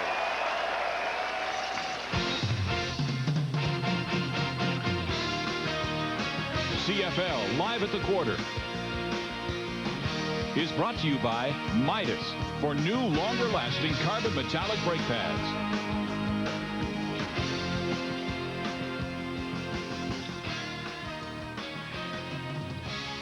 Welcome back to CFL Live at the Quarter. Rod Smith along with Obi, Les, and Marty. If it can go wrong, it probably will for the Alouettes so far in this game. When they were the Baltimore Stallions, you may recall who the backup running back to Mike Pringle was. None other than Robert Drummond, who has owned this game so far tonight. Obi, he's doing it every which way as possible. Well, you got to remember when they were teammates together with Baltimore, Drummond is a guy that does so many more things than Mike Pringle. He's so versatile, and give credit to Don Matthews for bringing him in and implementing the kind of offense which best utilizes his ability rather than to just try and run the football. See, I don't understand why teams don't put a spy on this guy. He's the most dominant player on the field in the past few games that we've seen, and no one's got a spy on him. That just throws me off. I'm pretty sure we're going to see a play here where he was just, well, I think that they did have a spy on him on this play. Hennessy Charles, number 6, was supposed to be spying him, but he got caught up in watching Doug Flutie, and he got there very late, which he didn't even make the tackle. That was the wrong spy. Defensively, I don't know what's wrong with Alfred Payton. I mean, he was one of the premier defensive linemen in the CFL. He's done nothing. If he showed as much enthusiasm on the field as he did, let's say, last season when he slapped his assistant coach, Scott Spurgeon, in the face. Mind you, Spurgeon's an annoying guy, but and the way he's hugging Richie today, he's not in the top 50 in tackles. I think the Alouettes need Grant Carter back, and Grant Carter is on the bubble with the San Diego Chargers. I think he'd be the kind of guy to give them the spark that they need defensively. Well, the Alouettes were hoping one of their methods of winning this game would be keeping Doug Flutie and the Argo offense off the field. They have done anything but. Mostly the Argos so far. 14-0 lead. Let's head back to Skydome now to John and Leif. And the Argos are going to get it right back right now, Rod, with that 2-touchdown lead. Alouettes, Terry Baker is standing on his goal line, set to kick it to Mike Clemens outside, or just inside Alouette territory, standing at about the 54-yard line. Time of possession, Leaf, is rather interesting. The Argos 10:32 for their 2-touchdown drives. Montreal has held on to the football for 4 minutes and 28 seconds.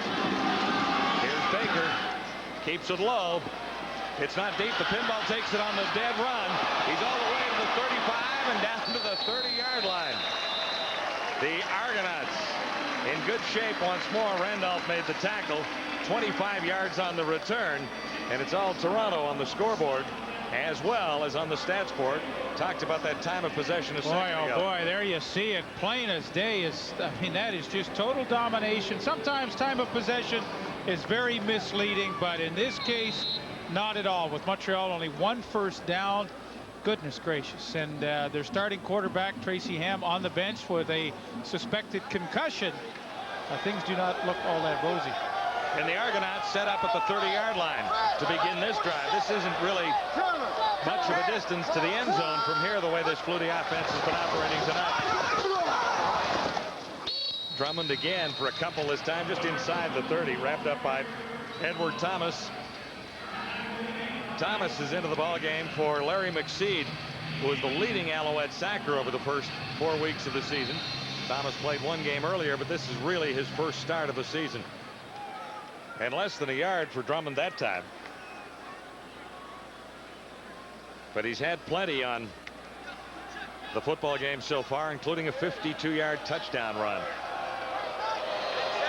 Second and 10 Argonauts. Flutie shotgun. Standing in. He has Mike Saunders. Torrey Hunter wrapped up Saunders after he made the catch, but just one more weapon in that Argonaut arsenal. I'll be honest, I really wondered how they were going to work Mike Saunders into the lineup. He's listed as the slot back, and he runs a terrific curl pattern here against Torrey Hunter. Hunter in as the nickel back, but you know, you can see his credentials. I mean, he was an all-star, yes, as a running back, but you look back in Saskatchewan in '93 and '94, he got 58 and 58 balls respectively, so you know he's got tremendous hands. He loves to play for Don Matthews. That was his first coach in the CFL, so he's a happy guy. Argonauts with another first down just outside the 10, the touchdown toss, and there are flags everywhere. The coverage on Daryl Mitchell too tight. Anthony Drawhorn is having a tough night. Yeah, and I don't think there's any question about this. Drawhorn's indicating that it wasn't him, but I don't think there's any question. He created the contact with Daryl Mitchell, and you're going to get a good look at it here, and you be the judge. I mean, I don't think there's any question about this one. Forward pass interference, Montreal number 5. I mean, the left hand was on the rear end of Mitchell and kind of pushed him, tripped him, and all of the above. Did he have any other choice? Actually, the ball wasn't right on target, was it? I'm not so sure that ball would have been caught. So down to the 6-yard line with a first down. 3 cracks at it from there for the Toronto Argonauts, flying high on home turf at Skydome tonight. Flutie, end zone, touchdown. Saunders a couple of catches on this drive, including the touchdown toss. There is a flag down. Interference or a pick play? What did you see? Well, I saw a pick. Paul Mazzotti's going to get called for the rub. No question about it. I mean, every team has it in their offensive arsenal down at the goal line. Forward pass interference. Toronto number 88. Pete for no touchdown, folks. Well, watch to the left of your screen. Paul Mazzotti's going to come inside and try and pick off Harold Nash, and well, right there you see, yeah, here's where all the confusion's created. Now Saunders is wide open over here, but you know, for that much confusion to have been created, a pick had to occur, and you know, you try and be as subtle as you can, but Paul Mazzotti got caught. First down, Toronto, a little longer to go to the goal line. Not quite. Intended for Mitchell again. It was about a stride and a half behind the ball. He was in behind the coverage, however. Anthony Drawhorn covering. Crossing pattern initially at the line of scrimmage, and a good pattern. Drawhorn could have got called right there. The ball was in the air, and he bumped the receiver again. Kind of a marginal, but he sure did the right thing because he was beaten badly. And Doug Flutie just overthrew it. Look at the time that Flutie's getting to throw. I mean, I have yet to really see Flutie under hard pressure tonight. Second and goal from the 16. Flutie to the corner again. Saunders, same play. Saunders made the catch. He's got the touchdown. Took it away from the defender down there. Torrey Hunter tried to cover Mike Saunders. Saunders won the battle. So he's made 2 catches in the end zone so far tonight, Mike Saunders. This one will count. Well, if you ever wondered whether Mike Saunders could play slot back, I think this answers it all, because as he goes and fights for the football, this is what every quarterback dreams his receiver will do, is go up and challenge it, take it away from a defensive back, and that's what exactly Mike Saunders is able to do. That's an incredible catch and great concentration and desire to be able to make that play. Too many weapons for these Argonauts. Saunders, first thing, in his third game. Sorry, John. First thing you think about, was there a big mismatch in height for Saunders to do that? No, there's only 1.5 inches apart, so that was just great desire. He jumped higher and harder. The Argos have a 3-touchdown lead. Play Safeway's all-new $1 million touchdown to win for your chance. $1 million. If your name appears, it means you have won the Dirt Devil Ultra Swivel Glide Vacuum with maximum vacuum power. The only upright with swivel casters for effortless maneuvering. Nothing escapes the power of a Dirt Devil. Or a Panasonic 20-inch color TV with Panablack Picture 2, 500 lines of resolution. EasyCon on-screen display, game guard, and stereo sound. Panasonic, the TV with all the bright moods. For your chance to win, visit your local Safeway Food and Drug today. Is your life boring? Are you tired of the same old thing? Suck it up. Get in the game. The CFL is back and more radical than ever. The action never stops. It's hard-hitting, high-scoring football. Get in the game. Wear the attitude. Go, go, go, go, go. Hey, suck it up. CFL football. Get in the game.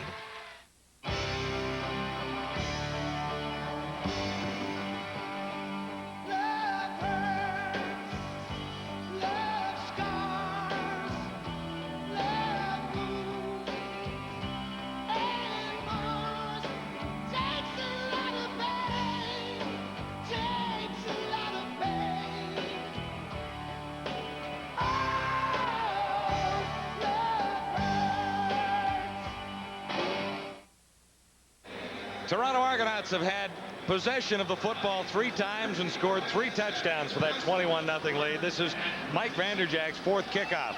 Make it the 5th kickoff. He kicked off to start the game. And he doesn't mind. No. Kicking very well for Toronto, both punting and place kicking. Pringle ready to return for Montreal. The Owls need to get something going here. Not much of a return, or at least not much for field position. Stopped by Noah Cantor. You know, John, on every touchdown catch, people do things so well. Watch Robert Drummond take on the blitz of middle linebacker Paul Randolph. He makes the block. Flutie has that extra bit of time to throw against the blitz, and they get the touchdown to Mike Saunders. But, I mean, when you talk about a team effort, that's not a statistic that will show up. But let me tell you, in the film session tomorrow, they're going to say Mike Saunders, great catch, but they're also going to say great pickup on the blitz, Robert Drummond. Tracy Ham is still on the bench. Marvin Graves at the controls for Montreal. His second sequence, a marker goes down as Graves connects with Nigel Williams, and Gino's got an update at the Alouette bench. Well, John, the good news is when Tracy Ham came out the field, he said he had no whiplash problems. When he snapped his neck back, there was concern he might have suffered whiplash. No whiplash problems, but he thinks he actually went unconscious. He's not sure. He doesn't remember. With that in mind, the doctor said he suffered a significant concussion, gone for the rest of this half, and likely gone for the rest of the game. I would think likely gone for the rest of the game the way it looks down there. Thanks, Gino. So it's up to Marvin Graves, who has had very little playing time in recent years in the Canadian Football League. We did mention that he spent some time in Toronto and then cruised around to a couple of teams before landing in Montreal as the backup. First downs by the Argonauts 11. Marvin Graves trying to get the second one for Montreal. Picked out. Johnny Harris headed to the end zone and wrapped up at about the 12.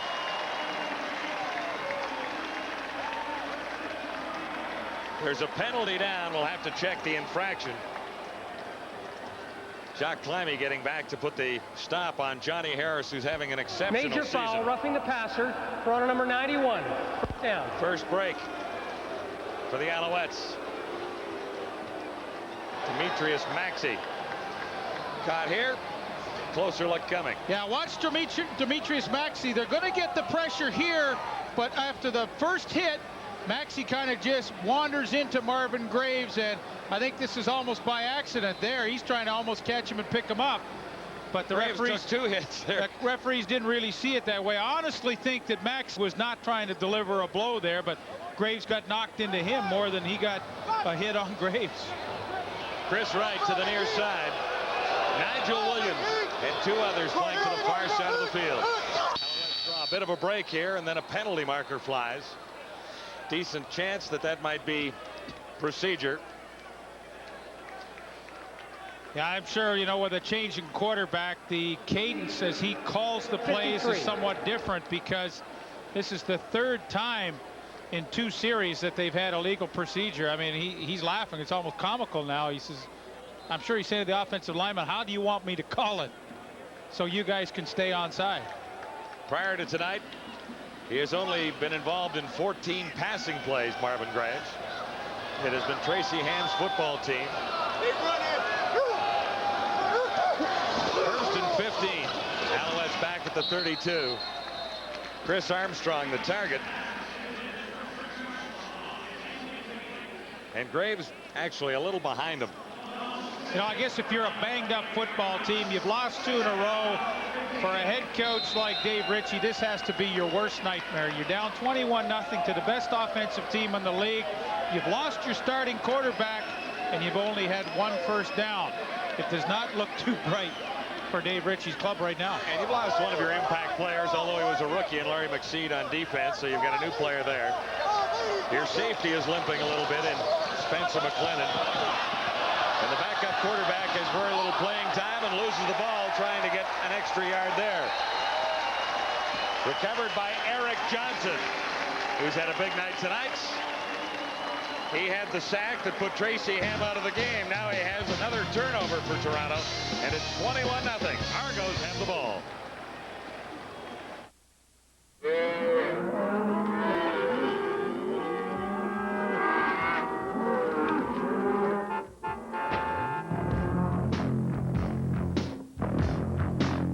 The Dodge Ram. It's got a lot of room on the inside.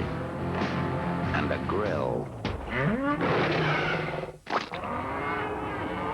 that gives you a whole lot of room on the outside. Rainbow tortellini with marinara sauce. Spinach, linguine, and 4 cheese sauce. You may have already tasted Olivieri fresh pasta and gourmet sauces. Olivieri, as good to cook as it is to serve. Sun-dried tomato pesto sauce on angel hair pasta. All right, everybody, to the kitchen! Olivieri, as good as it gets.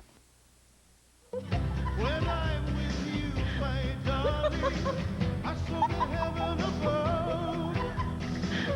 You are my angel. Introducing the new Schick FX Performer, the only razor with revolutionary flexible blades that bend to hug the contours of your face. For a closeness you'll want to share. The new Schick FX Performer with flexible blades. Nothing gets you closer.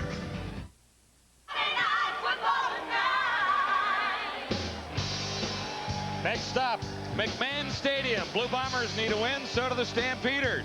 Boy, I'll tell you, both teams in tough. I understand Kevin McDougall will start at quarterback for the Winnipeg Blue Bombers on Friday Night Football. I don't think that's a big surprise after the week that Vargas had.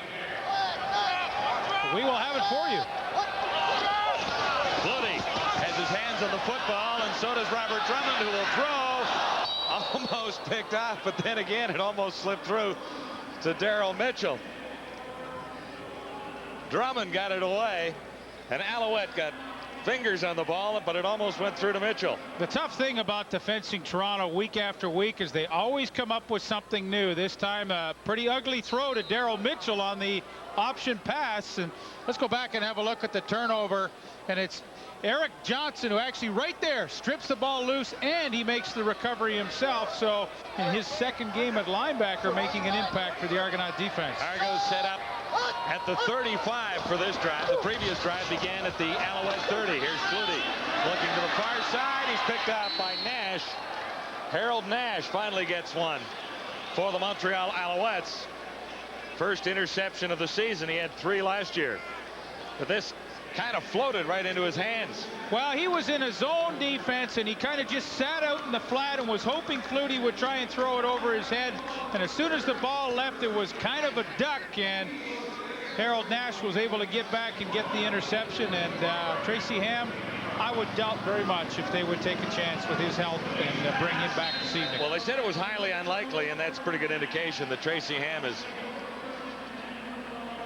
in some pain and headed to the dressing room to get out of that uniform.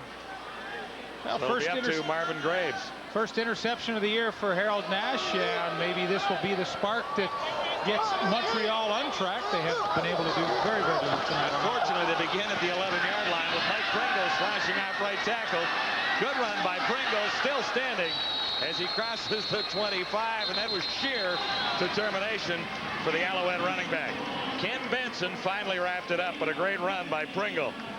Yeah, it really was. And, you know, even though it's 21 points you trail by, I think at this stage with the backup quarterback Graves in there, you have to stick with your original game plan. And that, of course, would be to run Pringle, although up until now they haven't tried to do so very much. But, I mean, I think this is your best shot to hammer it away. And goodness gracious, you've got 2.5 quarters to go.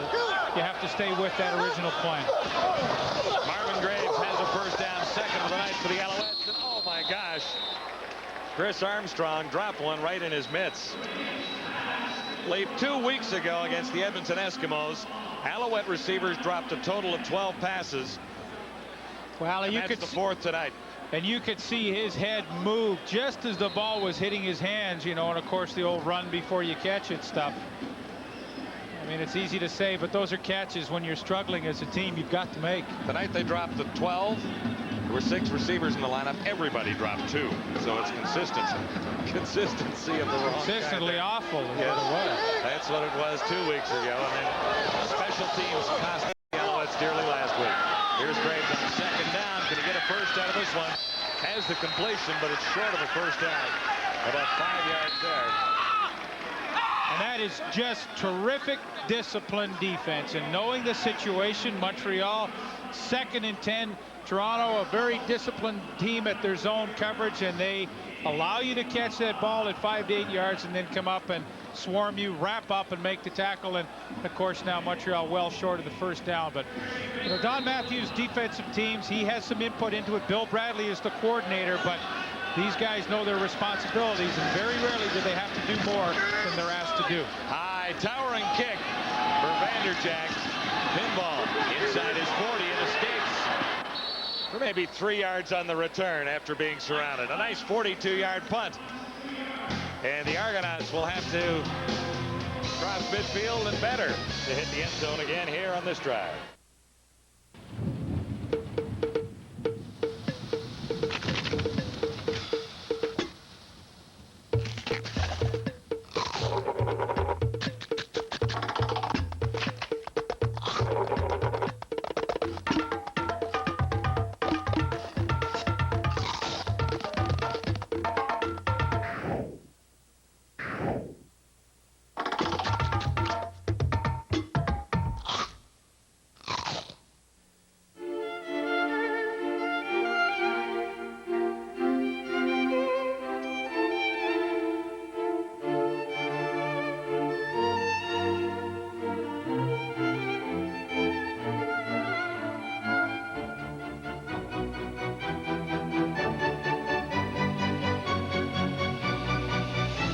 The diamond engagement ring. How else could 2 months' salary last forever?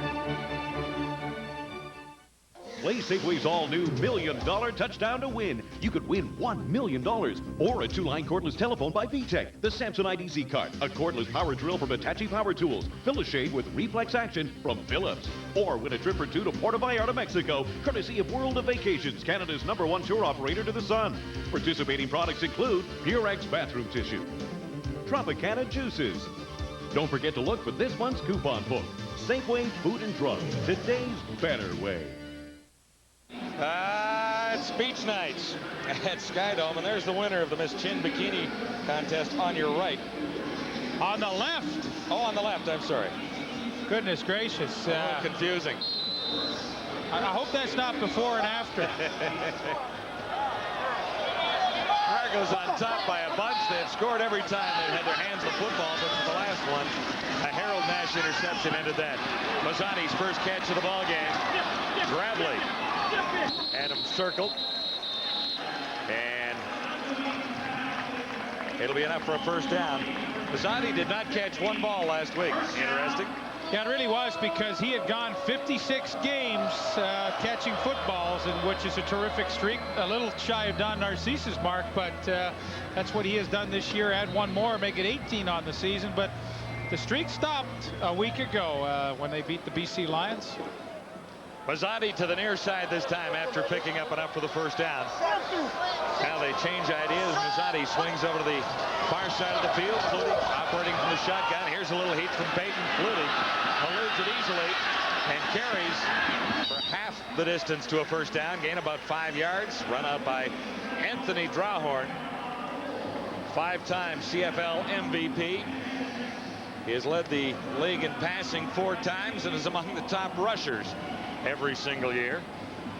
Well, he averages almost 8 yards a carry when he does it. He's talked about wanting to be a 1,000-yard rusher. I mean, that would be one of those little goals in the back of your mind. You'd like to do it. I don't think he'll get it, because as a quarterback, getting older, he's getting wiser, and he runs to throw more than run to run. And I think he will never get that 1,000 mark. I think wiser's the key part there. Flutie steps up, and he's wrapped up. Back behind the line of scrimmage by about a yard, so that should go as a sack. Swift Birch, an ex-Argo, got through and wrapped up Flutie this time. Loss of a yard. Well, something that they need a lot more of. Swift Birch at the top of your screen, coming on the pass rush on Chris Giaskis, and pretty good protection. It finally caves in, and you know, that's the thing. Take that outside rush, and when Flutie steps up into the pocket, then you can collapse it down. That was a pretty good play by Swift Birch, and a play that Montreal's defense is going to need a whole bunch more of. First time for Mike Vanderjagt in a punting situation. And he sails this one to the corner. Chris Wright can't stay in bounds. As perfect as you can possibly place a punt. Out at the half-yard line, Leafs. That was absolutely textbook stuff. Well, there's nothing. You see Chris Wright shaking his head. There was nothing he could do. I mean, he couldn't let it go and had to make the catch. And when he did, he was out on the half-yard line. That is some punt by a young man whose confidence is absolutely sky high. Montreal number 50. First MVP in the 1996 Grey Cup. Real question mark as the season began last year, but evolved and matured, and hey, he's turned into a great kicker. Both ways, as a punter and a place kicker. 11 of 16 in the field goal department. Now the penalty goes against the Alouettes for holding, and here's one time when it doesn't hurt a bit to take this penalty. Holding, when the ball's on the 1-yard line, they can't do anything to you. Well, here's where it's fun to play defense too. I mean, you got a team backed up, you just hunker down and try and get the safety. Pringle struggles to get out to about the 2. Eric Johnson again. Johnson has made an impression. Matthews thinks his defense is better than it was in the Grey Cup year, and there's every indication he's absolutely correct. But for the second winningest coach in the CFL, you don't argue very much about what he says, do you? No, you don't. And I guess what I like about his defense, when somebody goes down, it seems like they always have a great player to replace him with. And look at Eric Johnson tonight in at linebacker. They've switched the deck around a little bit, and you know, this defense hasn't skipped a beat. Marvin Graves picked off again. Touchdown possibility down to the 1-yard line. Michael O'Shea. And a penalty marker is thrown right on the 1-yard line. O'Shea, 9 career interceptions, make that number 10. Major foul, face mask, Montreal number 65. After the interception, first down. And this is what happens. You know, Toronto's got the disciplined zone coverage. Here's O'Shea right there. Follow him. He's just watching for a crossing receiver, and you know, one of those tunnel vision throws where Graves, I'm sure, doesn't even see O'Shea, although he's right in front of him. And you get to play that zone defense in second and long, squeeze down the lanes, and Mike O'Shea comes up with his first interception of the season. And as mentioned, 10th career. Did I hear Marty York say tonight that Mike O'Shea wasn't playing well? I didn't hear that. I hope but I I did. might not have been listening to intently at that particular moment. I think I did hear that, and well, if you say so, then maybe it was a misprint because Michael O'Shea has played extremely well. Yeah, it might have been misquoted. You never know. Argos are set up at the Montreal 1-yard line. And Drummond got the call, but there's no signal of a touchdown. Alfred Payton stepping into the hole. And the ball is spotted on the 1-yard line still. Looks like a timeout. Down at the 1. Chris Giaskis slightly shaken up. Let's bring in Gino Reda. John, I just chatted quickly with Don Matthews as he walked by the Gatorade getting his drink of water, and I said, man, your offense is really clicking tonight. He goes, offense? Yeah, they're playing well, but this is by far the best our defense has played the entire season. See, you know what, Don Matthews, he's such a good guy with his players, because just by making that statement, it tells you everything you want to know about Matthews as a player's kind of coach. He knows Flutie, Drummond, Clemens, Mazzotti, all these guys are going to get hundreds and hundreds of accolades all season long. The people that don't are the defensive people. And Don Matthews doesn't have to worry about stroking his offensive guys. But what he does is so smart. He throws all kinds of bouquets at his defense, which have played great. And I think that is so strategic on his part to make sure his defense always gets the credit they deserve. That's what you were talking about earlier. Matthews on the all-time win list. We talked about that early in the opening quarter. He is 6 away from breaking Frank Clair's all-time record. You know, I said when we first saw him tonight at the opening few seconds of the game, probably the best game day, without a doubt, the best game day coach I have seen. Wally Buono's an excellent one as well, but Don Matthews, he very rarely would make any mistakes down there. He's always got the right plays one step ahead, and I think one of the reasons why he's able to do that, he doesn't wear the headset. Some coaches like them, some don't.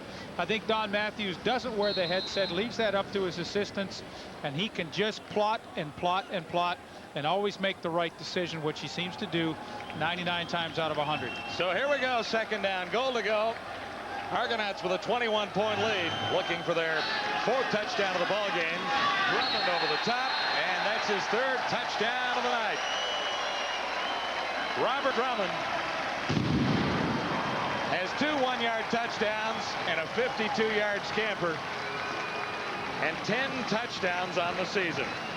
And on that play, when you know he is coming up and over the top, it has to be your middle linebacker that makes the play and meets them, and that just isn't happening. You see, Drummond goes up, everybody's caved in, and Paul Randolph, who's the middle linebacker, just doesn't have enough strength or momentum himself to keep Drummond from getting into the end zone. Now, it's a tall order because Drummond's a strong guy. Yeah, I would say there are other linebackers who might have trouble with that kind of size from 1 yard away. I'd like to see Mike O'Shea on the other side of the ball do that, because Mike O'Shea is probably as physical as there is at the middle linebacking spot. He's 6'2", 5'6". Of course, that's not going to happen, though. Unless they have a wild practice one day. Could have happened a couple of years ago. Argos have 4 touchdowns. The Alouettes have yet to answer with a single score.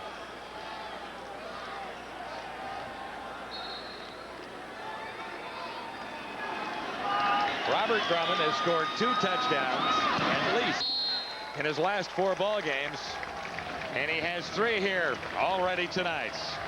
It's been all Toronto. Doug Flutie engineered drives the first 3 times he got his hands on the football. An ordinary hamburger and your Banquet Burger Deluxe. Either is good depending on what you want, which brings us to Midas Mufflers. At Midas, they have top quality Midas mufflers guaranteed for as long as you own your car. Or they have the Economizer at a very reasonable price and guaranteed for 1 full year. The point is, you get some choice in the menu, which is important. I like choice. I have one to make right now. I've made it. It's the way it should be. Midas.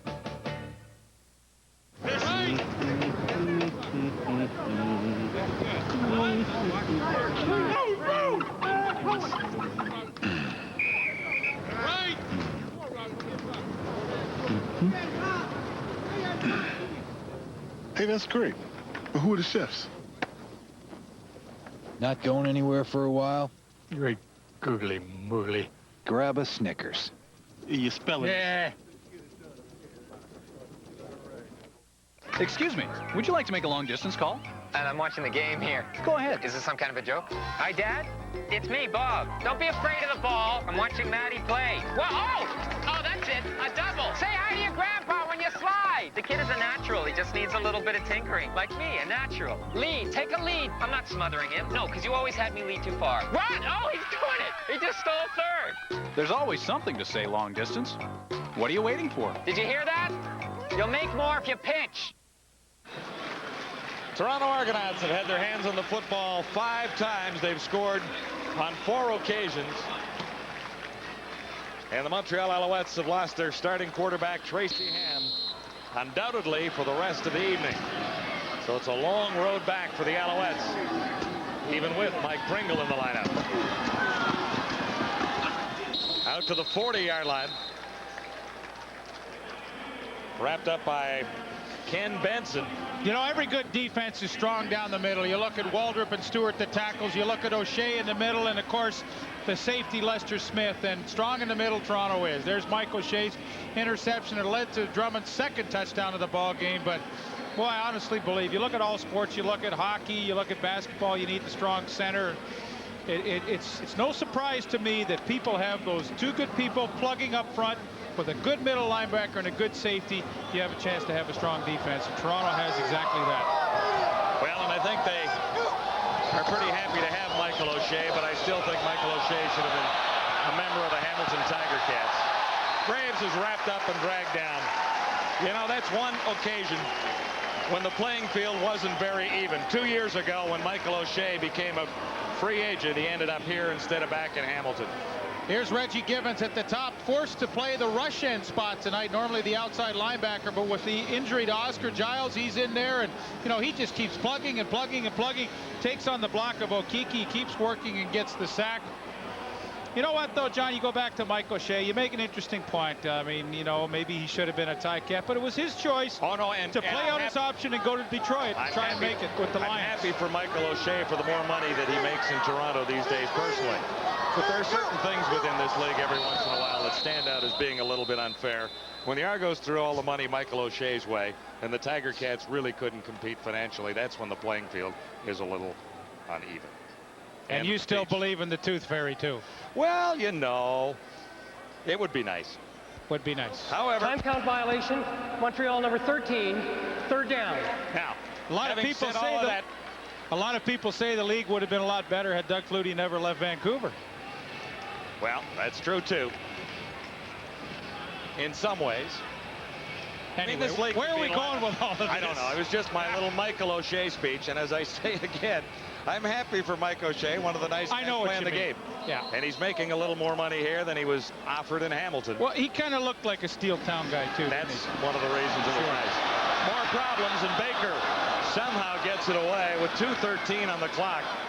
Flags everywhere out near the 45.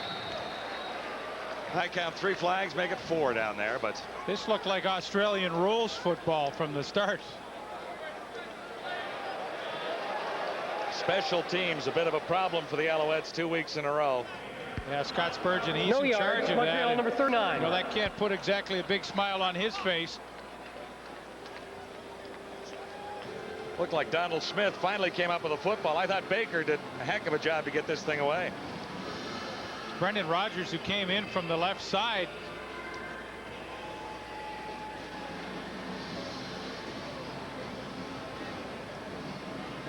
Just what the Alouettes needed.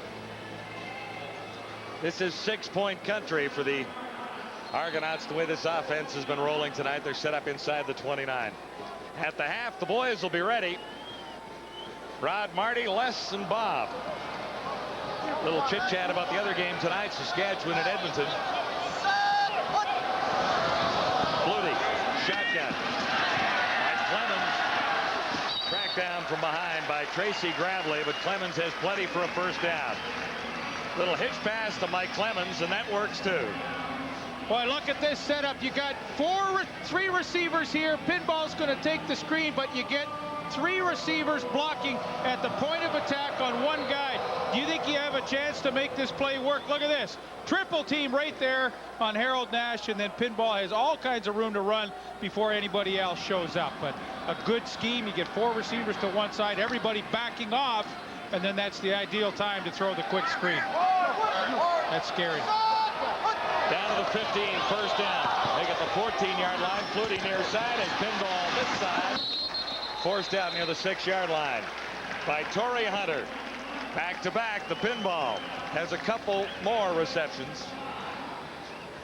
Well, here you see his numbers, and that 450 was coming into tonight's game. So, you know, add his catches tonight to that, and there's no question in the next few weeks he will become the all-time Toronto Argonaut leading receiver. And when he first came to this team as a running back and a kick returner, I don't think anybody would have ever expected that he would pass Dick Shadow and Darrell K. Smith. And I don't think there's any question number 31 will hang high at Skydome someday soon. Second down, a yard to go. Argos have to cross the 5 and or the goal line, and Drummond gets down to about the 1. 3 touchdowns already for Robert Drummond. Swift Birch prevented him from crossing the goal line right there. And you know what kind of a guy Doug Flutie is? Every time that Toronto, he tried one sneak tonight, but after the one sneak and it didn't work, he has just decided that Robert Drummond is going to lead the league. If Flutie has anything to do with it, lead the league in touchdowns this year. And when they get down, I would be shocked if Robert Drummond did not get the ball again tonight to try and get his third touchdown. Well, he's going to get it right on this play, is he not? I would think. From a yard away. Drummond again, and it's tough running inside against the Montreal front 4 of Hips and Peterson in the middle.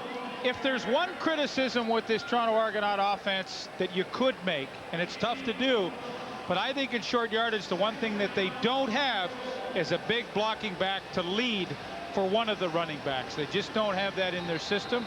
Maybe someday down the road this season they'll convert somebody to that for certain situations, but right now Robert Drummond will have to make these yards on his own without a lead block.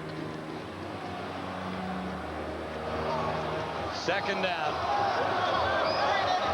Goal to go from the 1-yard line. Toronto. Drummond again. And still not in. Stopped at the 1, 2 plays in a row. Swift Birch has been in on a couple. The previous stop was made by Paul Randolph. Well, that's a pretty good goal line stand by the Montreal Alouettes, and Drummond is met over the top by Swift Birch and just hauls him back. But it points out the point I made that there is no lead blocker. I mean, Drummond has to do this on his own, and when he's the only guy in the backfield, he's pretty easy to key in on. Third crack at it from the 1-yard line. No mistake off tackle. Drummond has 4 touchdowns in the opening half. 3 from a yard out, 1 from 52 yards away.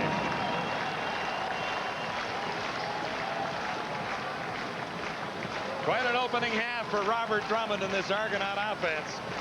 The Alouettes are really sputtering and down by 34 points already.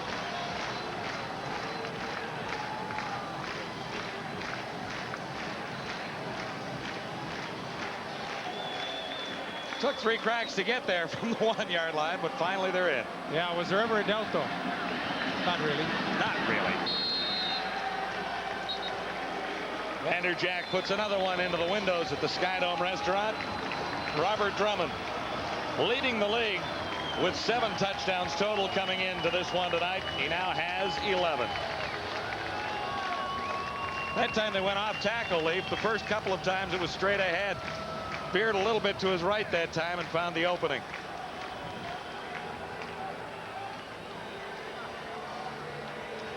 A couple of those ATDs on the ground with the 3 that he has through the air. That's 11 on the season, and clearly the leader in that category and widening the lead that he came into this game with tonight. And he was number 1 in touchdowns total last year. 17. Yes. So I would say, based on what's happening in week 6, he's got a pretty good shot to surpass that mark. Alouettes, big problems coming into the game. Some injuries early on. Tracy Ham shaken up. and finished for the night, it would appear. Gene Gaines, the defensive coordinator, talking to Dave Ritchie on the sidelines, and at this stage of the game, it's 35-0. We're almost at the end of the second quarter, and you know, I think they're kind of saying, how can we get out of this one alive? Mike Pringle bobbles it at the 5. 23 seconds till halftime, and Pringle stopped out near the 22-yard line. Mike Pringle returns. Friday Night Football tomorrow from McMahon in Calgary. Wally Buono and the Calgary Stampeders looking for their second win of the season. So are the Blue Bombers.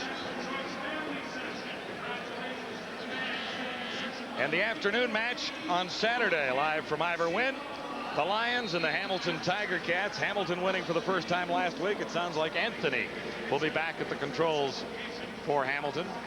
Yeah, BC with the new offense this year. They got tremendous personnel with Alfred Jackson and Damon Allen, Corey Philpott, Shipman and Millington and all those guys, but they just haven't got it on track yet. You and I will do that game Saturday afternoon at Ivor Wynn, and going to be an interesting matchup. Ticats coming off their first win of the season in Winnipeg a week ago. That got the monkey off the back. There's the backup place kicker for the Toronto Argonauts, Ty Domi of the Toronto Maple Leafs. Well, I'll tell you, you can tell it's a 35-0 lead at halftime when the coach leaves the sidelines and goes and has a chat with Ty Domi, who's one of Don Matthews' closest friends in Toronto. Pals, aren't they? Yeah, they are good pals. Don Matthews good friends with Doug Gilmore, loves the hockey, and but you know, things are pretty calm and cooled at halftime when you can have the ability to do that. Well, 14 seconds to go.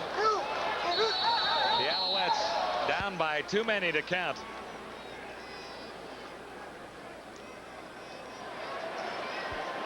And it's time count violation. Montreal number 13, third down. Marvin Graves with 14 seconds on the clock trots to the sidelines. He's in relief of Tracy Ham.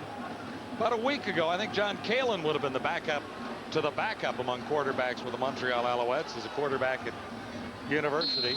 And he was traded, of course, to Calgary for Ray Bernard. If I was to guess, and maybe Gino Retta will confirm this at some point for us, it would be Spencer McClellan. I would think that's a pretty good guess. Big punt. Here's the pinball, Mike Clemens. The league leader in all-purpose yards gets 4 more for the total there as he's wrapped up rather quickly with 4 seconds on the clock by Alan Wetmore. Nice kick. 52 yards, and Flutie, who won the Heisman Trophy before Andre Ware won it. A couple of Heisman Trophy winners on the Argonaut lineup. Andre Ware has not thrown a pass during regular season action for the Toronto Argonauts. But his printing has really improved. You know, Gino Retta is so quick on the sidelines. I just got a message given to me that he has found out that Jock Climie would be the emergency quarterback for the Alouettes. Gino is so quick. And it would be an emergency situation, but maybe the Alouettes are facing that right now. It is. Down 35-0 to the Argonauts.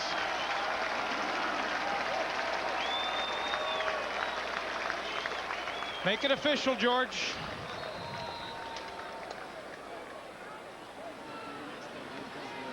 Time for one snap, but the zeros are already on the clock. That's just to make it official. A tough beginning for the Alouettes.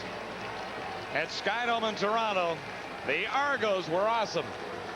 Robert Drummond got 4 touchdowns, all by himself.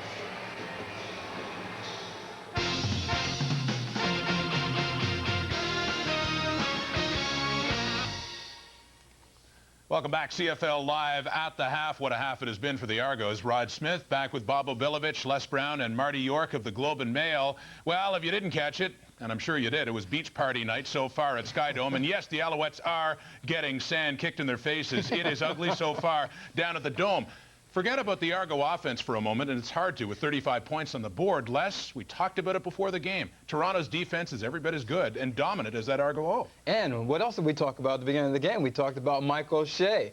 Mike O'Shea being all over the place, which it was Marty Leaf that said that Mike O'Shea wasn't having as good a year as he did last year. Yeah, but I which didn't say we it was are a has-been. I just said he was. Because Mike O'Shea's having an outstanding game. As we're going to see, I want linebackers to take notice that he is not looking at the quarterback constantly. He's seen number 82 coming in there, and he stood there and he stood his ground, played good zone coverage, got the interception, and went down to the 1-yard line. And that is the reason why Toronto's winning this game, is because Toronto's defense has kept him in it every step of the way. Big deal. He made one play.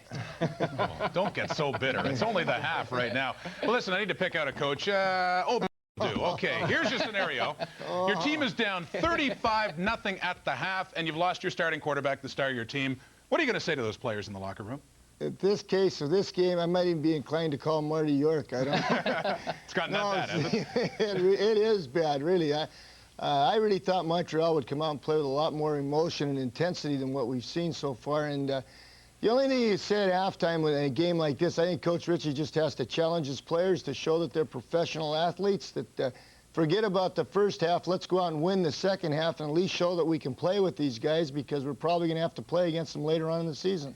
Well, I'll tell you, if Tracy Ham is out for a lengthy period, the Alouettes are in serious, serious trouble. They do, however, have an interesting name on their negotiation list. Doctor of dirt. Yeah, Jay Schrader, who is on their confidential negotiation list. The NFL fans will remember him with the Raiders, Schrader's Raiders, and the Redskins. He's always been intrigued about the CFL. He's always wanted to come to Canada to play ever since he was a farmhand in the Blue Jays system in Medicine Hat, Alberta. You know, he's older, but maybe he's the guy. There's another possibility, too, if Ham's out for a while, and that would be Kent Austin. Dave Ritchie had Austin in Vancouver, and while Austin is doing very well at his computer company in Nashville, there's a possibility he could come back. I do know this. I don't think that Marvin Graves is the answer. Now, I know, Bob, when you first brought him into Toronto in 1994, he had a lot of potential, but right now he seems like a quarterback without any confidence at all. No, I mean, I think I have to agree, Marty, that his ability, the thing that surprised me with Marvin when he first came into the league, I thought he was going to be a very much more mobile quarterback, and he hasn't shown that at all. Well, Jay Schrader, Kent Austin, even Marvin Graves right now, nothing, I'm sure, can help the Montreal Alouettes the way it is going. Big blowout lead for Don Matthews, who's standing by with our Gino Retta to talk about it. Coach, you're up 35-0. Your offense is clicking. I don't think your defense has made a mistake. I guess you're pretty disappointed by the first half. No, you know, it's tough. Montreal's came off a couple of tough losses. They lost their quarterback. They've got a lot of injuries, and they're a better football team than this, and it's just too bad that they're so beat up right now. What's the mindset going in the second half in terms of, how do you keep the guys having their heads in the game and not lose focus? Well, we've got to play hard, because if you don't, you can get injured. We already lost Gioskis. He pulled a calf muscle. He may be gone for 2 or 3 weeks. So we've got to go out there and play hard every down. If you don't, and you'll get somebody else injured, it could affect you down the road. Thanks, Coach. I don't think I need to wish you the best of luck in the second half. Thank you. Okay, thank you, Gino. Yes, everything's open, wide open for Toronto tonight. A huge 35-0 lead. When we come back, we'll have a look at the other 3 games to come in Week 6. Stay tuned.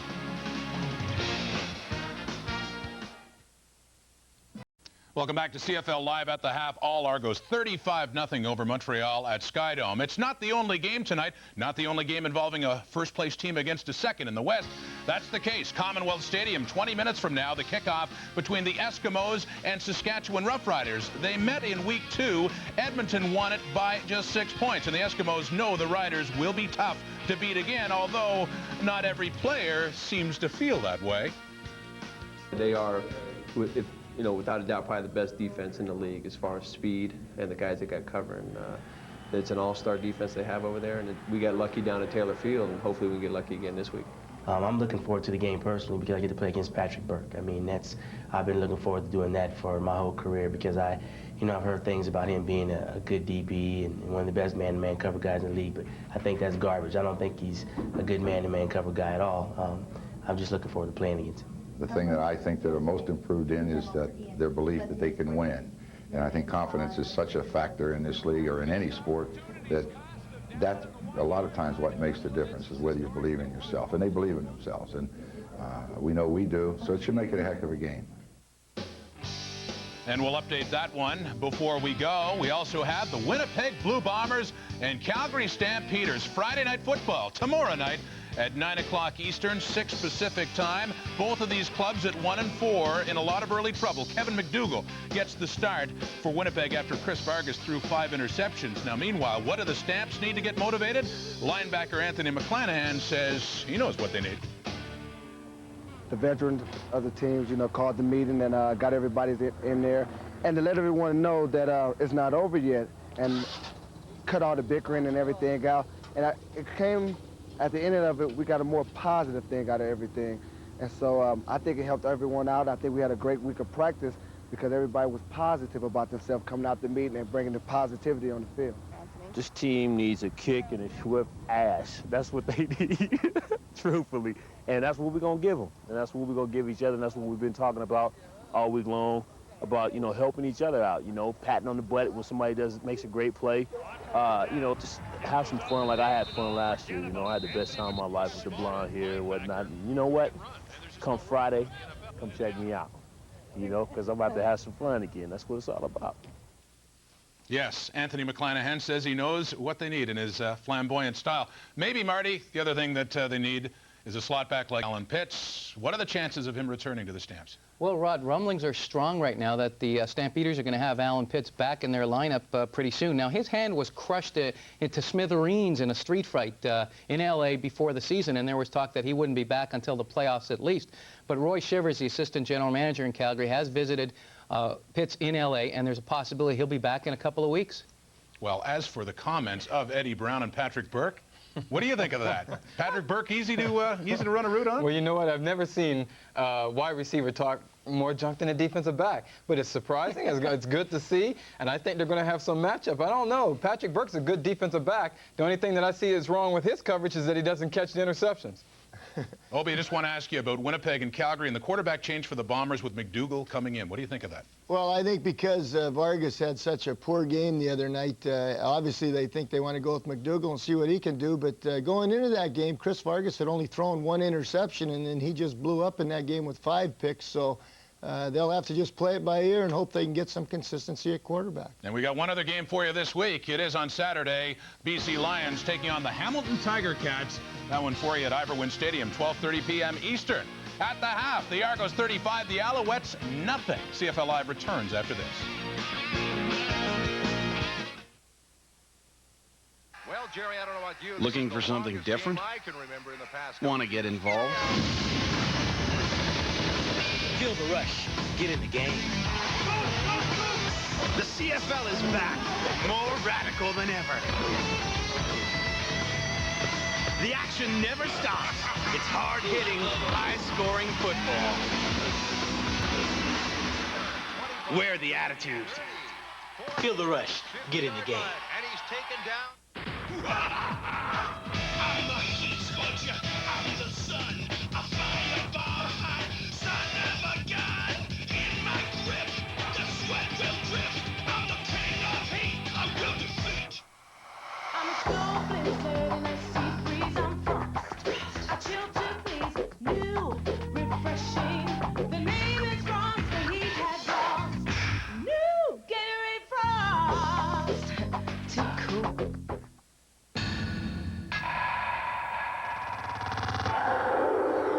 Donovan Bailey loves the 100.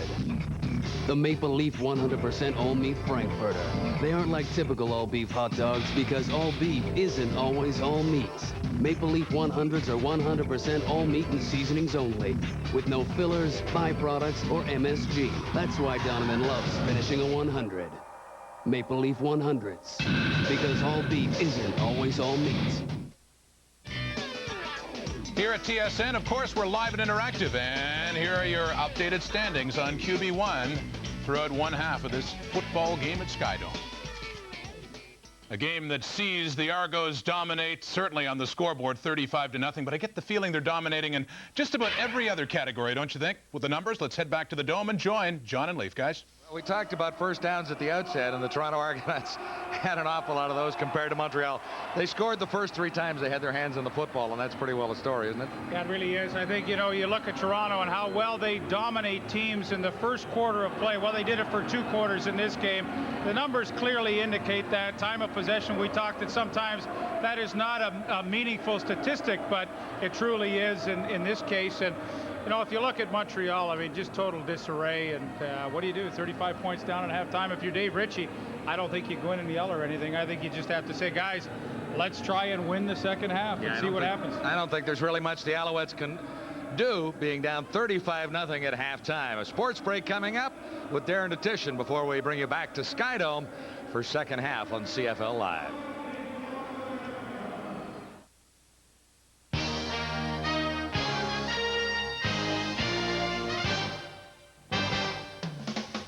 This sports break is brought to you by Kellogg's, the best to you each morning.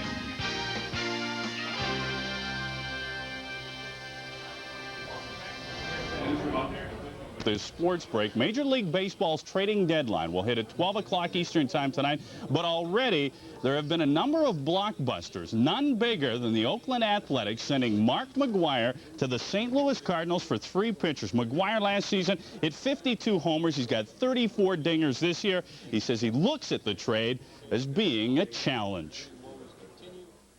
I'm excited about it. I know it's not going to be easy. Nothing's ever easy. So, you know, and I've always had a great work ethic, and I'll keep doing the things I've always done, and hopefully put up some good numbers for them. And we will have all of today's trades coming up on Sports Desk at 11 Eastern. We'll see you then. Everyone has their favorite side of a Kellogg's mini wheat.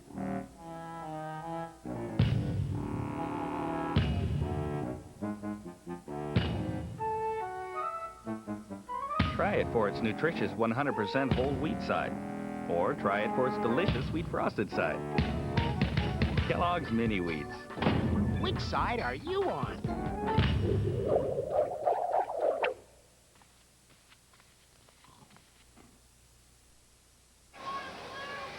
Story of the ball game is Robert Drummond with 4 touchdowns in the opening half for a league-leading total of 11. Number 1, up and over from 1 yard away. Number 2, a 52-yard escape to give the Argos a 14-0 lead. Again from a yard away, up and over. This one was a little tougher, though. It took 3 tries. 3 tries to get to the end zone, but he slashes off right tackle for his 4th touchdown of the opening half.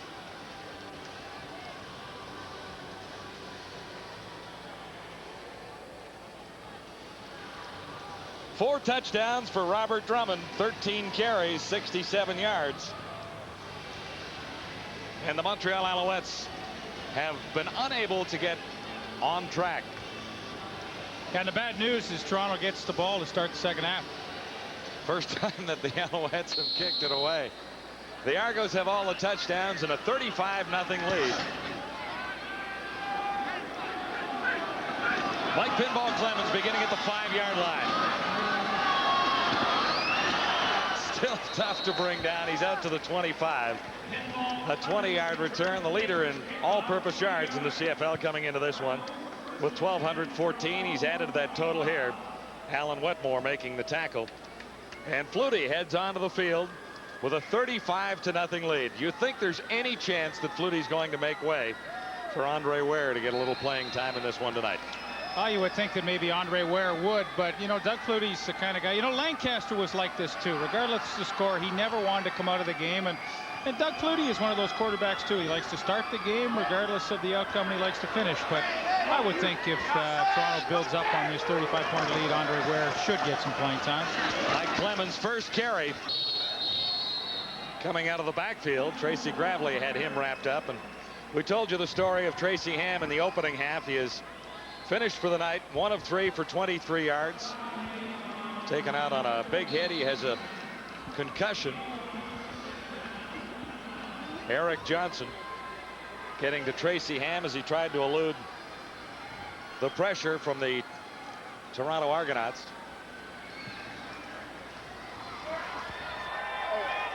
This hasn't happened to Toronto very frequently. Second and long. Flutie shotgun. To his right, throwing back into the middle. And tight coverage, Tracy Gravely stepped in front and knocked it away. And that's a chance for the interception. Tough throw for Doug Flutie there. He's rolling to his right and throw back across his body. And Tracy Gravely, who's a terrific linebacker in pass coverage, is able to come and slide across. You'll see him come from the right of your screen. Squeeze down that lane. They're trying to hit Daryl Mitchell, but Gravely with a good break on the football, and one of the few times that Montreal's been able to stop Toronto tonight. Mike Vanderjagt has not been in punt formation very frequently.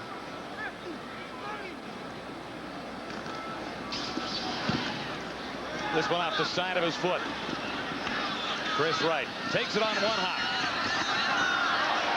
Good move by Chris Wright. He's down to the 40-yard line. Cuts in and forced out at the 35. Best return of the ball game for the Montreal Alouettes, Johnny Harris.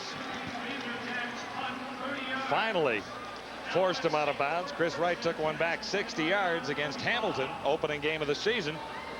A block away here, Leaf. Yeah, one of the few plays tonight that Montreal's had anything to really cheer about, and a good return by Chris Wright, a terrific punt returner a couple of years ago before he tore up his knee and missed all of last season. But, you know, as I said at halftime, Montreal has to just try and come out and play a good solid half. Can't worry about the score and just try and forget about what happened in the first half and have a good solid second half. The return sets Montreal up near the 35, and that's Mike Pringle. Had a couple of quick yards, and then he was surrounded. Michael O'Shea leading the way. Marvin Graves in at quarterback. And there's his emergency replacement, we do understand, Jock Climby. I would have bet money it was Spencer McLennan, but Gino Reda found out that it was Jock Climby. Should anything happen to Marvin Graves, if you're curious as to who would be the emergency quarterback?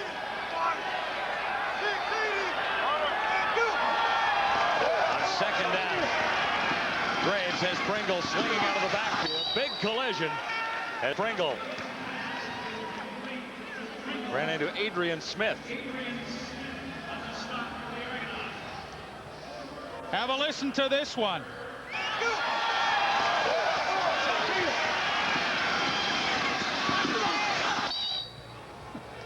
Biggest hit of the night, I'd say.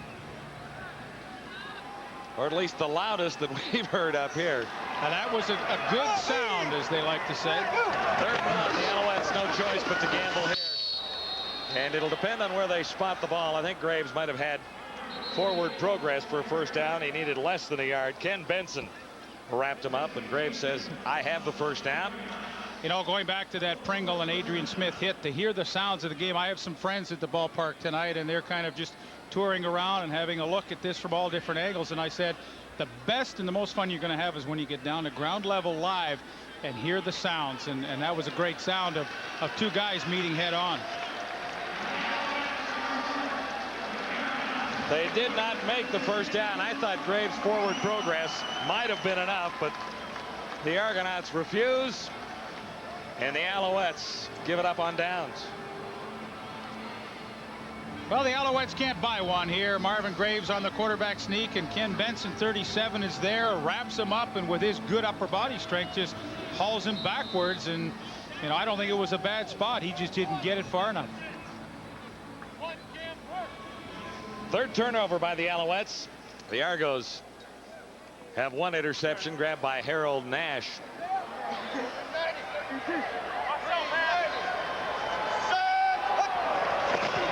Flutie shotgun, first down. Onto the cover, Demtrition has his first catch of the ball game. Not used as a starter tonight. Harold Nash wrapped him up. Andre Kerwan got the start ahead of Dwayne Demtrition in this one tonight. Demtrition makes his first reception and turns it into a first down. Yeah, he's kind of the lost man right now. You know, was a wide receiver and now kind of backing up slot. I mean, he's a versatile guy, and sometimes that hurts you in an offense when you're a young player. You do so many things so well, you're more valuable as a backup than a starter. First down. Flutie threads the needle out near the 50-yard line. Mitchell has another catch. Darryl Mitchell with 20 receptions, 346 yards coming into the game. Well, Darryl Mitchell's been kind of quiet tonight, but here he is at the top running the hook, and he'll just get into a nice area, read the coverage. Now he's reading zone. As soon as he passes people, he knows it's not man. Get yourself into the open area and become a good target for Doug Flutie, and that's a good pattern. Another Argonaut first down. Robert about 3 yards. As he turned the corner, he was out of bounds, wrapped up by Edward Thomas, getting his first start for the Alouettes. Robert Drummond, I mean, he's so, what I like about him, he's got world-class speed, and everybody in the league knows that. I mean, in university and high school, he was a 100-meter runner. He was world-class. And I mean, that seed is planted in every defensive person's mind that, you know, you've got to give this guy some room if you don't have that kind of speed yourself. They call it a 4-yard gain. 2nd and 6, Toronto. Almost exclusively in the shotgun now. Flutie looked for the pinball and missed him by inches.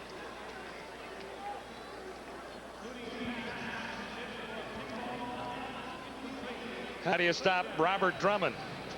Why you stop him like this? You grab on and you hang on and you do whatever you can, and you hope that the guy with the striped shirt isn't looking your way. That was reasonably subtle, but there might have been something there. And you call some that subtle? That was anything but subtle. He just didn't get caught. Vanderjack across his 51, towering kick away, and Chris Wright won't have a play. That one trickles through the end zone. Vanderjack has nailed a couple of big punts tonight. One for 51 yards out at the 1-yard line, and that for 52 yards out 1 yard inside the end zone for a single point. Play Safeway's all-new $1 million touchdown to win for your chance to win $1 million. If your name appears, it means you have won VTech's 2-line digital cordless telephone with name and number call display featuring digital 900 megahertz clarity, range, and security. Call display shows time and date and stores the last 99 incoming calls. Or the Samsonite Easy Card, the amazing suitcase that puts the weight on 4 wheels and not you. 4-wheel stability assures effortless maneuverability. Easy Card, the case that does everything but pack itself. For your chance to win, visit your local Safeway Food and Drug today.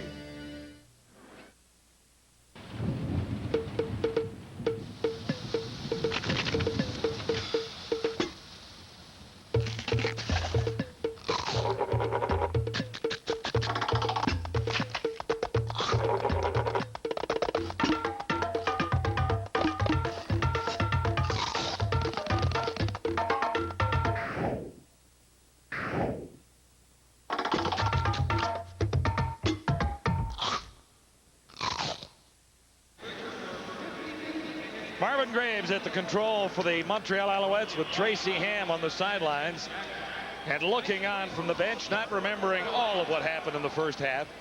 Well, things were going south for Montreal early in this game, and they went a little farther south when Tracy Ham was sacked on this play by Reggie Givens. And watch the helmet take a couple of bounces off the turf, and he was diagnosed with a severe concussion.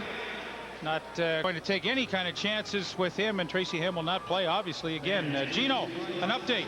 Well, Lee, for a little while ago, you were talking about Montreal's attitude on offense. Well, you're absolutely right, because Marvin Graves just pulled the offense aside and said, guys, you got to forget the scoreboard. Let's just come out and play a solid second half. Stop looking at the scoreboard. Let's just play some smart football. And that's good advice. Here's Mike Pringle off right tackle, and he's close to a 5-yard gain, wrapped up by Johnny Harris. It's been a tough 3 weeks for head coach Dave Ritchie. In Edmonton, where this losing skid started, his receivers dropped the football all over the field. Last week, special teams let Ritchie down. And this week, well, it's a combination of things, not the least of which is an injury to his starting quarterback.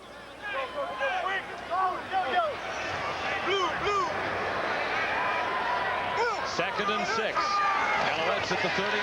Marvin Graves has Climby sliding out, and Climby will have a first down. Johnny Harris over to make the tackle. Ritchie was not happy at all with special teams a week ago and sent out an SOS to anyone who wasn't stupid to come play for us. I guess you can read into that what you want. He said they were abysmal at one point, too. And I guess what bothers Dave Ritchie so much is he's always known as a coach who's pretty good with special teams. And his team just did not play at the level he's accustomed to. Here's the first down for the Alouettes. Pringle cuts it back inside after finding the corner closed off, and he's right to midfield. Michael O'Shea, number 50, who had 4 starts at middle linebacker last year and 6 tackles in the Grey Cup game. O'Shea was with the Argonauts longer than 4 games in '96, but really moved into a starting role as a middle linebacker with 4 games to go and was an impact player in Hamilton at the Grey Cup. And he's one of the reasons why Don Matthews says that his defense is better than it was a year ago, because they have now Mike O'Shea, hopefully for a full 18 games. O'Shea has an interception tonight as well as Graves and a receiver dropped the football on him one more time. Well, Lester Smith probably should have had the interception there. Again, rolling right and throwing back against the grain. You're asking for trouble.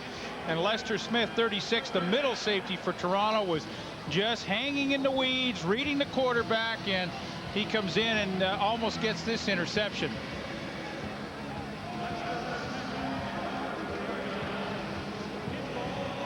Smith makes the play.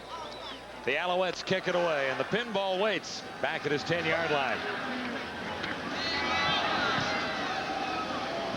Alouettes haven't had a chance to get on the scoreboard. The pinball waits for the bounce. Flags, yes he does. Stepping out of bounds after a 2-yard return. Flutie heads back onto the gridiron with the Argonauts up 36-0 on the Alouettes. An ordinary hamburger and your Banquet Burger Deluxe. Either is good depending on what you want, which brings us to Midas Mufflers. At Midas, they have top quality Midas mufflers guaranteed for as long as you own your car. Or they have the Economizer at a very reasonable price and guaranteed for 1 full year. The point is, you get some choice in the menu, which is important. I like choice. I have one to make right now. I've made it. It's the way it should be.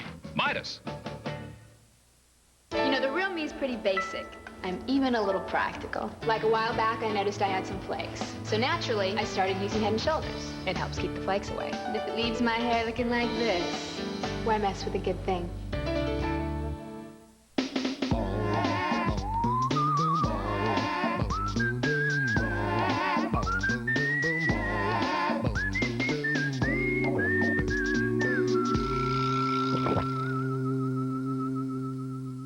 President of the United States.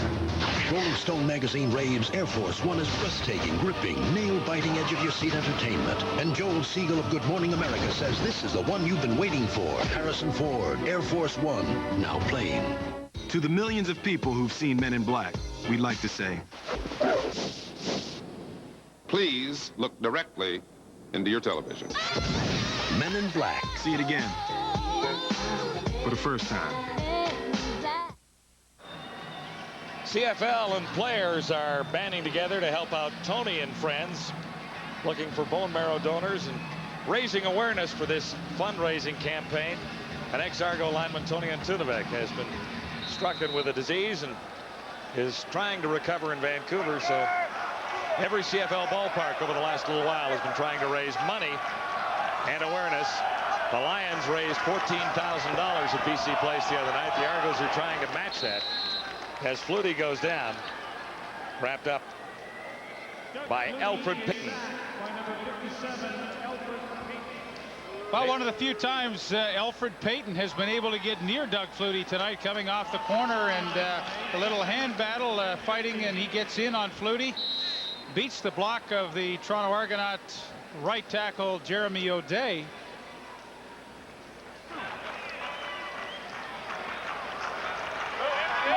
.6:37 to go in the third quarter.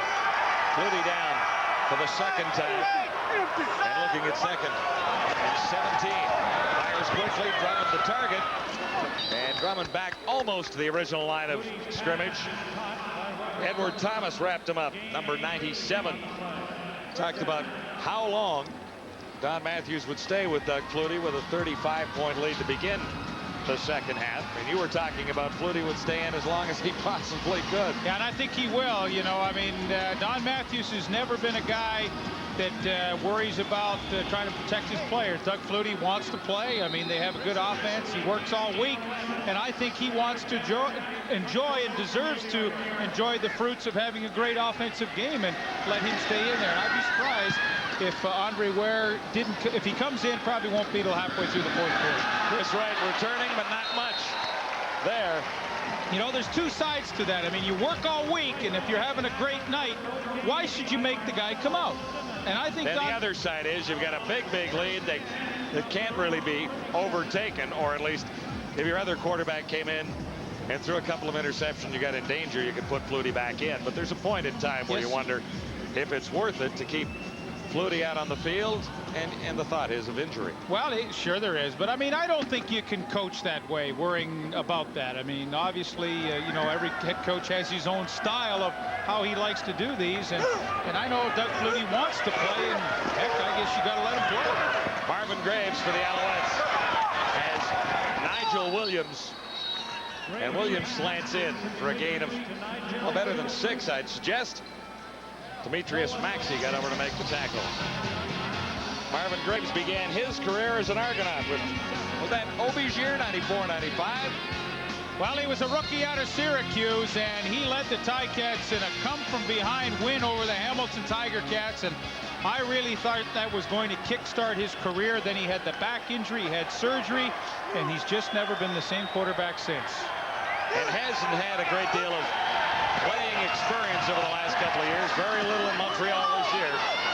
Opportunity for Chris Armstrong, who took the pass right on the sideline and gets down to the 42. Lester Smith ran him down and forced him out. So Marvin Graves is spotting a little something in that Argonaut defense, because he's put together back-to-back first downs. Well, Toronto's just really laying off at this point, and Armstrong just kind of hung out on the sidelines. Toronto very content to protect deep and let Montreal throw underneath and, you know, come up and make the tackle. Nobody was close enough, and Armstrong got the big gain. But, you know, when you've got 36-point lead, you play defense a little softer than you might in the first half. Alouettes at the Argonaut 42. They haven't been in this territory very frequently. Pringle got the call. Andrew Stewart wrapped him up. Stewart with a couple of sacks on the season. Over from British Columbia as a free agent in '96, 18 starts for Toronto. And John, you look at Andrew Stewart right there and the job that he does getting penetration, beats the block of Bruce Beaton. I mean, you look at Toronto's defense where it's strong, and we've talked about in the middle. Waldrop and Andrew Stewart, 73 and 92. Waldrop and All-Canadian. Stewart, just a heck of a player week after week. They don't get enough credit. I like to point them out if I can, because they do a great job. 2nd and 9, and Graves nailed as he tried to throw.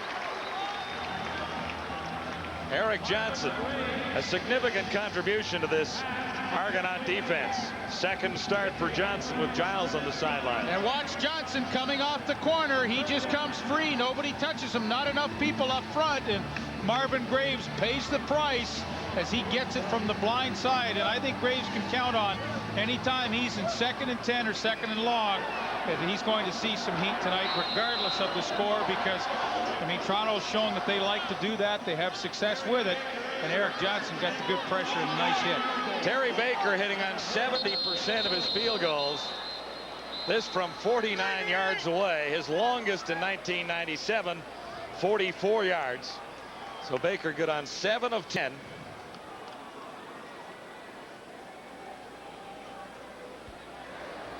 Offside, Toronto number 50. Repeat 3rd down.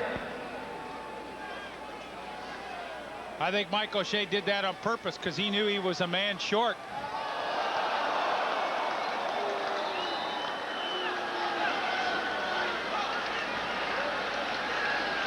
So Baker gets a little bit closer. Now right on his longest distance of the year, 44 yards away. Can the Argos hit the scoreboard? Baker is wide, and the pinball Mike Clemens looks to take it out of the end zone, or does he just retreat? At the end, the wisest thing to do was give up the single points. 44-yard wide field goal gets Montreal on the board. Baker a little upset that that's going to hurt his percentage. Play Safeway's $1 million touchdown to win. If your name appears, you've won a fabulous trip for two to Puerto Vallarta, staying for 7 nights at the beautiful Villas Vallarta Hotel, courtesy of World of Vacations, Canada's #1 tour operator to the sun. $1 million touchdown to win at Safeway Food and Drug. Play Safeway's all-new $1 million touchdown to win. Participating products include Lipton Noodles and Sauce, Yoplait Yogurt and Yup, Purex Bathroom Tissue. Don't forget to look for this month's coupon book. Safeway Food and Drug, today's better way. If you love great food, discover Maple Leaf Prime. It's great chicken every time. Grain-fed and uniquely prepared to meet Maple Leaf's highest standards. It's the best tasting and most tender chicken you can serve. And it's good value, too. That's why more and more families are serving Maple Leaf Prime brand chicken. It's always tender and always good. So it's no surprise that both these chefs insist on Maple Leaf. Maple Leaf Prime. Great chicken every time. Don Matthews has never lost to the Alouettes as head coach of the Argonauts. East Final 1996, November 17th to be exact. And this opening play. Yeah, opening play. Clements all the way for the touchdown. And well, you talk about the East Final. Preseason game was 40-0 for the Argonauts, and tonight they're leading 36-1. For some reason, Toronto has just totally had Montreal's number. And Flutie himself in for a touchdown there. It looked easy. Tracy Ham did get one back. The only Montreal touchdown of the ball game. Matthews got the dunk and then packed up and headed for the Grey Cup in Hamilton.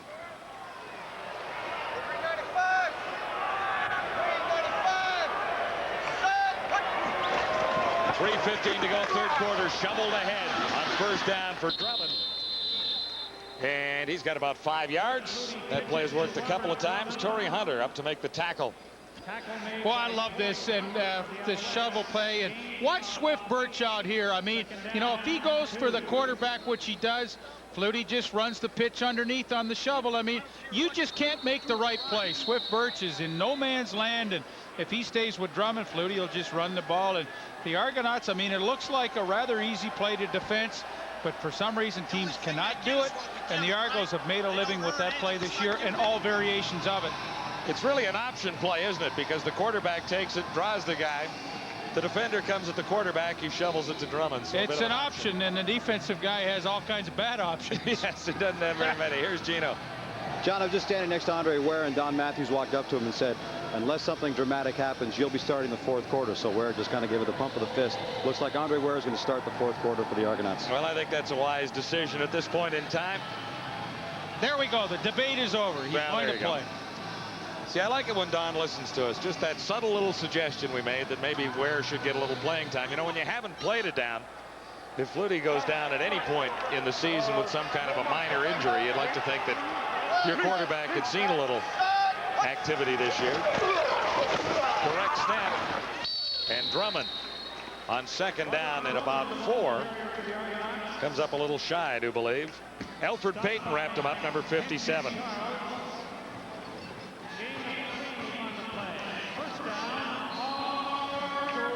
It will be an Argonaut first down.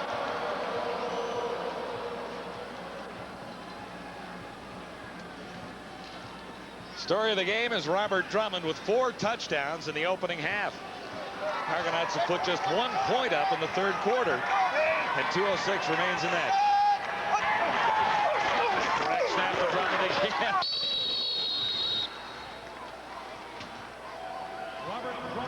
A minute 55 to go, third quarter. Gravely busy tonight. Hope you can join us tomorrow afternoon for Demorier Open Tennis. 2 o'clock Eastern and 7 o'clock tomorrow night. Quarterfinal Friday in the Demorier from Montreal. Men's tennis, Michael Chang won today. He will be one participant in that quarterfinal. How about the lineup on TSN today? Got to blow a little smoke for the network. Demorier tennis, they go to the golf at Glen Abbey, the LPGA, the final major for the women, and now live football tonight. Not bad. Flutie looked for Mitchell. He looked deep, and Mitchell couldn't bring it in. Double coverage down there on Mitchell in one area anyway. Nash and Hensey Charles had moved over, and Mitchell kind of looked the wrong way.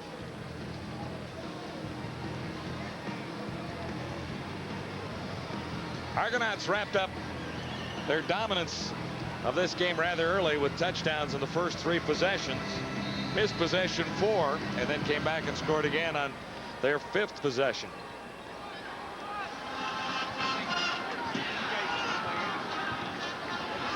Vanderjack across the 40 to get it high for Chris Wright. Chased him down to the 3-yard line. Wright tripped, and that might be the penalty call there. Michael O'Shea actually making the tackle. See a little tripping down there, Leaf? Well, it looked like Donald Smith, as he broke in initially to make the hit on Chris Wright, might have taken one in the back. Illegal block. Montreal number 47. First down. And we'll have a look at the middle of your screen. Coming from the right-hand side, there's 47. Boom, right there. There he is. Hey, cannot do that if you can't get the helmet in front. Every coach will say, do not block. You're going to cost your team yardage. And Stephon Reed, I know he's trying hard. Nobody will ever question that. But sometimes you just got to bite the bullet if you can't get the position on the guy to block him.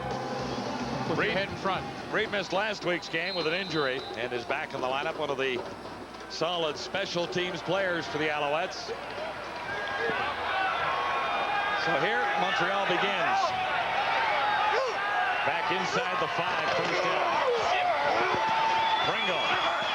Nice run for Mike Pringle, who gets out across the 20 to about the 23-yard line. Pringle has run hard and picks up 20 yards there. You know, this is almost a silly comment to make, but what a difference in this game had Montreal maybe been able to start the game this way with running plays like this as Bruce Beaton leads Mike Pringle up through the hole, and they get an excellent gain on that. But if they could have started in this fashion, who knows how this game might have turned out. That's what we anticipated.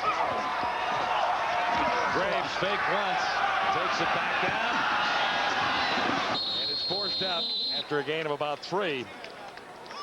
Donald Smith forced him out on the final play of the 3rd quarter. It's been all Toronto, 36-1 as it stands right now, and we send you back to CFL Live Control.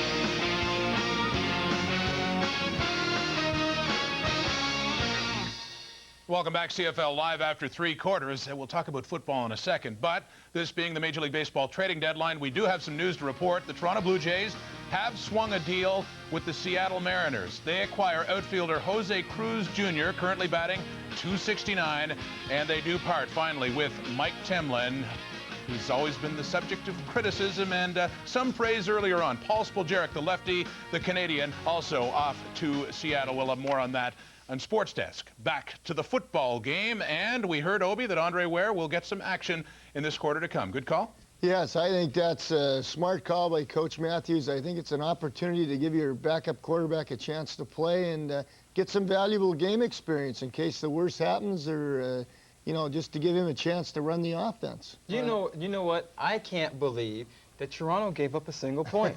They took away a shutout from their defense to give up a single. Does that matter? Then on the other side of the ball, you got Chris Wright, who takes the ball on the 2-yard line when you're down 35-1.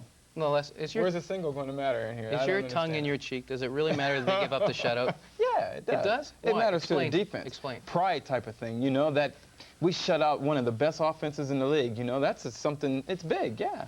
Okay, well, I'm looking forward to seeing Andre Ware as well, because he is a Heisman Trophy winner, and he felt he did not get a good opportunity to prove himself in BC last year. I think it's a good idea that they're using him. And I know Doug Flutie likes to pad his statistics, but tough luck.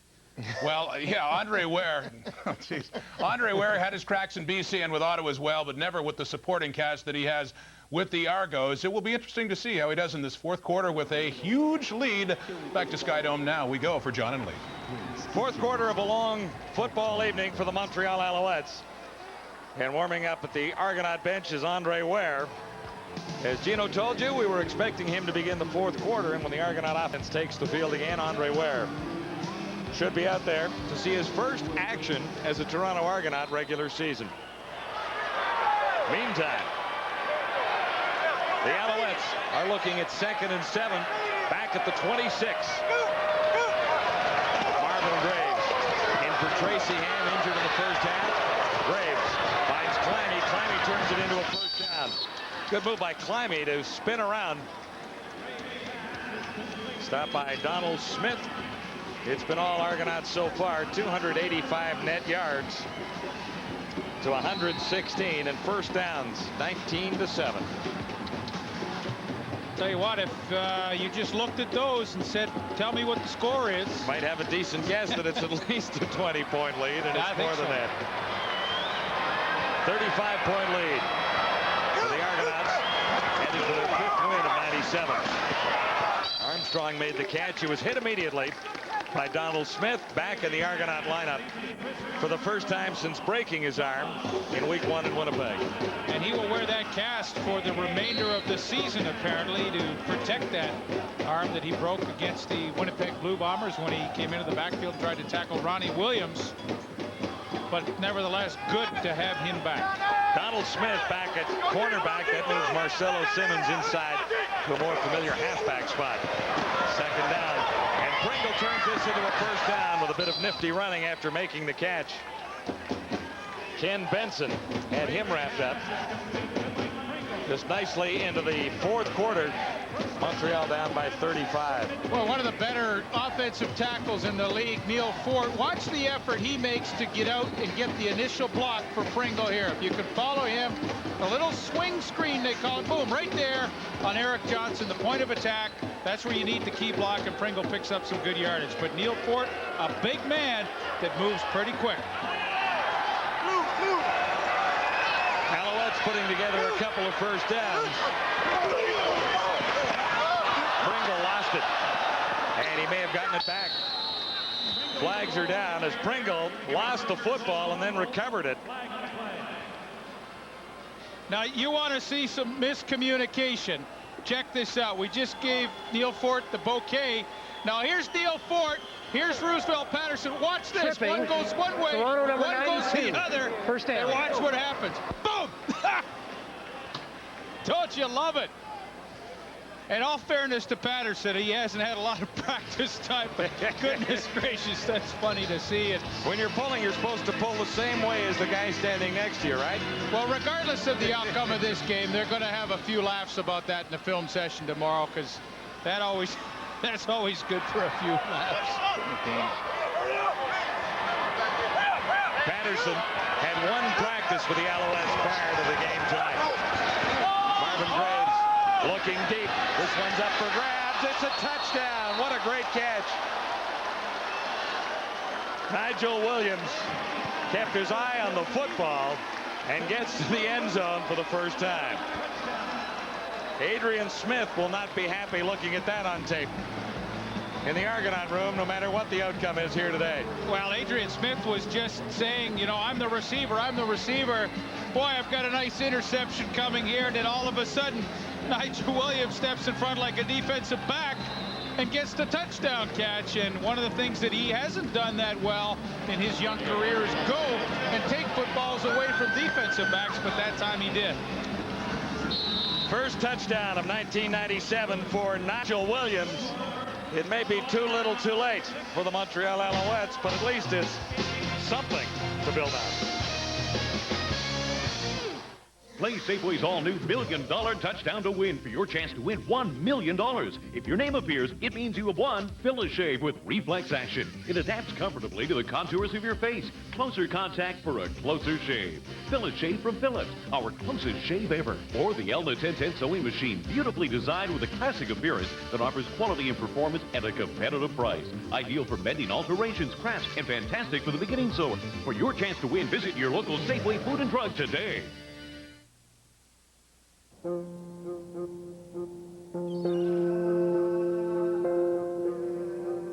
You're the type that likes to start early. Yeah. Hey, look at that cloud over there. Weird shape, man. That's okay. It'll be a beautiful day. We're ready when you are. Get this thing out. GMC Sierra. 365 days a year. Excuse me, would you like to make a long-distance call? and I'm watching the game here. Go ahead. Is this some kind of a joke? Hi, Dad. It's me, Bob. Don't be afraid of the ball. I'm watching Maddie play. Well, oh, that's it. A double. Say hi to your grandpa when you slide. The kid is a natural. He just needs a little bit of tinkering. Like me, a natural. Lead. Take a lead. I'm not smothering him. No, because you always had me lead too far. Run! Oh, he's doing it. He just stole third. There's always something to say long distance. What are you waiting for? Did you hear that? You'll make more if you pitch.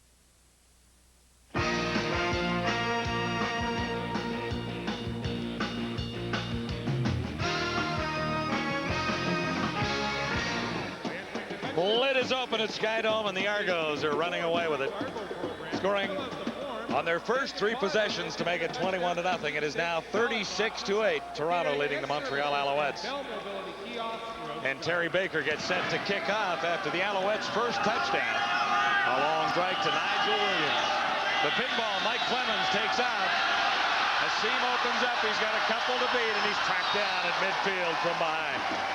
Markers back at the 20. This one will not count for all the yardage the pinball had accumulated. Alan Wetmore made the tackle. And first service as an Argonaut for Andre Ware, number 11. Doug Flutie won the Heisman Trophy in 1984. Andre Ware won it 4 years later, or 5 years later in 1989. And I think the interesting thing to note here is the one person who really wanted Andre Ware in Toronto was offense coordinator John Jenkins, because when Andre Ware won his Heisman Trophy in 1989 at the University of Houston, John Jenkins was the head coach and obviously has some good memories of this quarterback. Felt that his skill level had not been represented properly in his playing time in the league. And there's John Jenkins in the center of your screen with the headset on. And, I'm sure John Jenkins is as interested as anybody tonight to see how his quarterback performs. Ware has not thrown a pass during a regular season game for the Toronto Argonauts, and he still hasn't.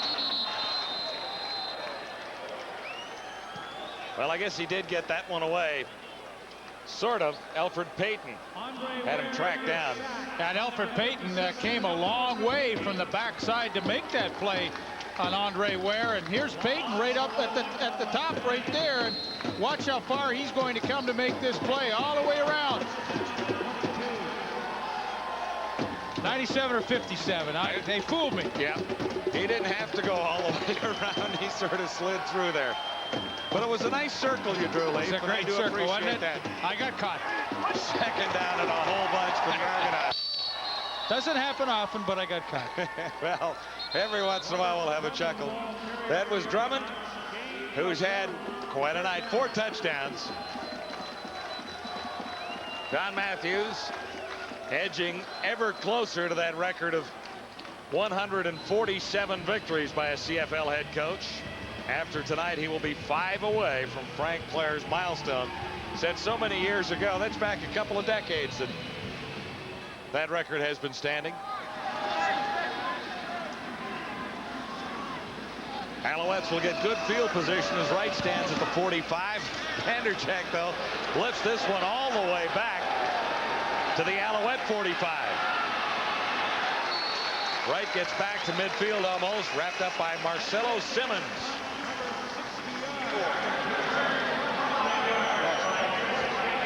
A 59-yard boot. Vanderjack has really done a job punting tonight.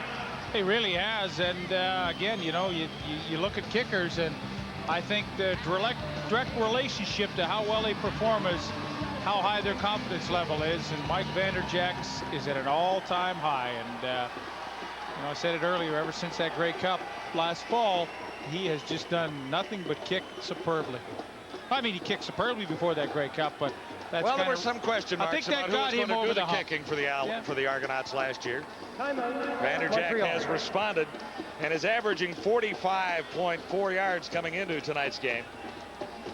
He hit on 11 of 16 in the field goal department, his longest from 51 yards. Leaf talked about it earlier, but he was the Canadian player in the Grey Cup in Hamilton last year. So Vanderjack definitely belongs in this league and is doing a terrific job for the Argonauts. That number again, 33914.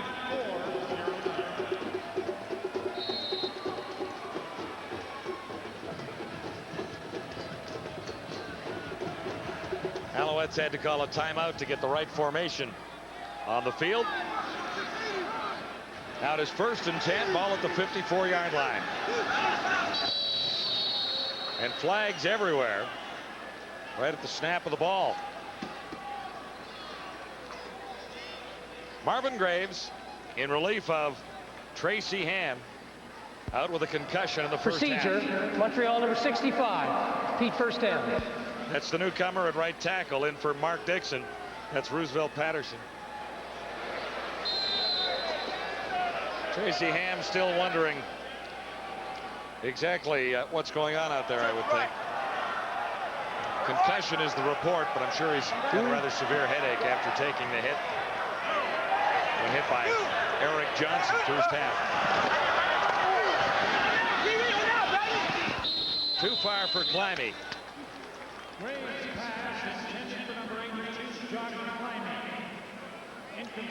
Well, it's a frustrating night for Dave Ritchie and his club. I mean, you come off 2 losses in a row. Your team is banged up, and you have to come to Skydome, where the Argonauts have not lost a game this year and only lost 1 of their home games a year ago. So you know it's a tough place to try and sneak out with a victory to begin with. But yet to have a night like this, I mean, this is it's a frustrating night. Don Matthews suggesting that his defense is playing better than it was a year ago. The defense leading in 13 of 25 offensive categories. We talked about that earlier. They might have added a couple more categories tonight by the time all the numbers are totaled up here. You know, you talk Offside, about Toronto number 91, 2nd down. You talk about statistics and accolades that you can give the defense. Their secondary is the best in the league at pass completion percentages. You know, they're only allowing, coming into tonight, 53% of passes completed against them. That is the best. But they're 6th in sacks and they're 7th in interception. They have that one by Mike O'Shea tonight, but it tells me they get enough pressure up front with getting interceptions and sacks, and still they're the best secondary in the league. Graves, and it's picked out. The pass was fired low. And Adrian Smith is in the area. Or was it Kelly Wilshire who grabbed it? Number 26, Kelly Wilshire. 2nd interception of the season. And the Argonauts have possession once more when we return to CFL Live. Rainbow tortellini with marinara sauce. Spinach, linguine, and 4 cheese sauce. You may have already tasted Olivieri fresh pasta and gourmet sauces. Olivieri, as good to cook as it is to serve. Sun-dried tomato pesto sauce on angel hair pasta. All right, everybody, to the kitchen! Olivieri, as good as it gets. The NBA Finals, the World Series, the Stanley Cup Finals, the Daytona 500, and the Super Bowl. Until now, there was only one man behind the scenes at every event. His name is Bill. He delivers the Gatorade. Twist off a winning cap, and you too are headed to all 5 of the greatest sporting events of the year, just like Bill, without all that heavy lifting.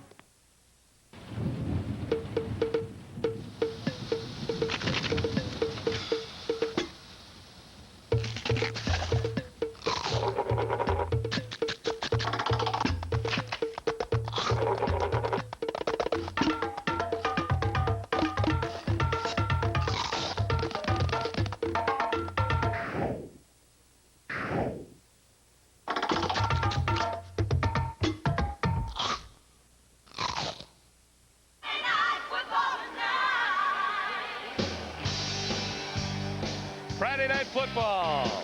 Blue Bombers, Stampeders, equal records thus far. Showdown, McMahon Stadium tomorrow night.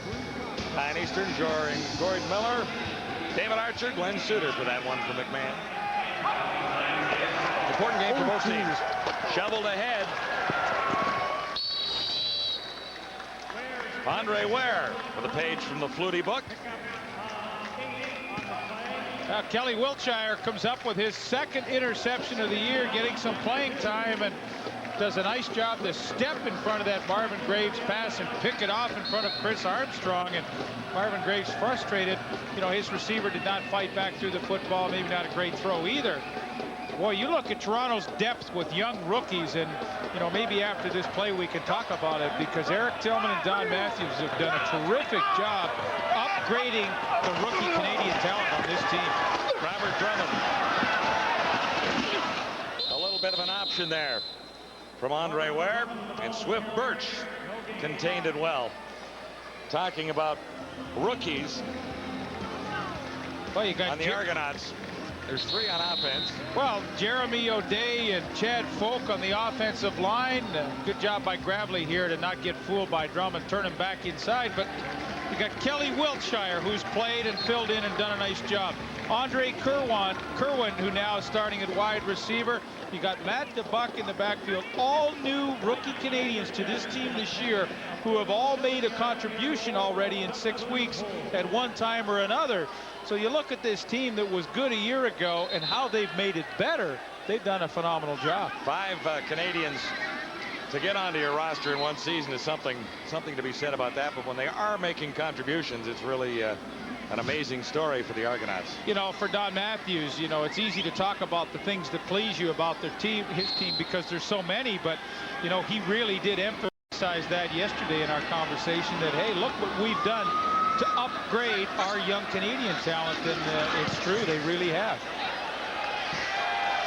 Vanderjack has 3 more for the Argonaut total. A 47-yard field goal.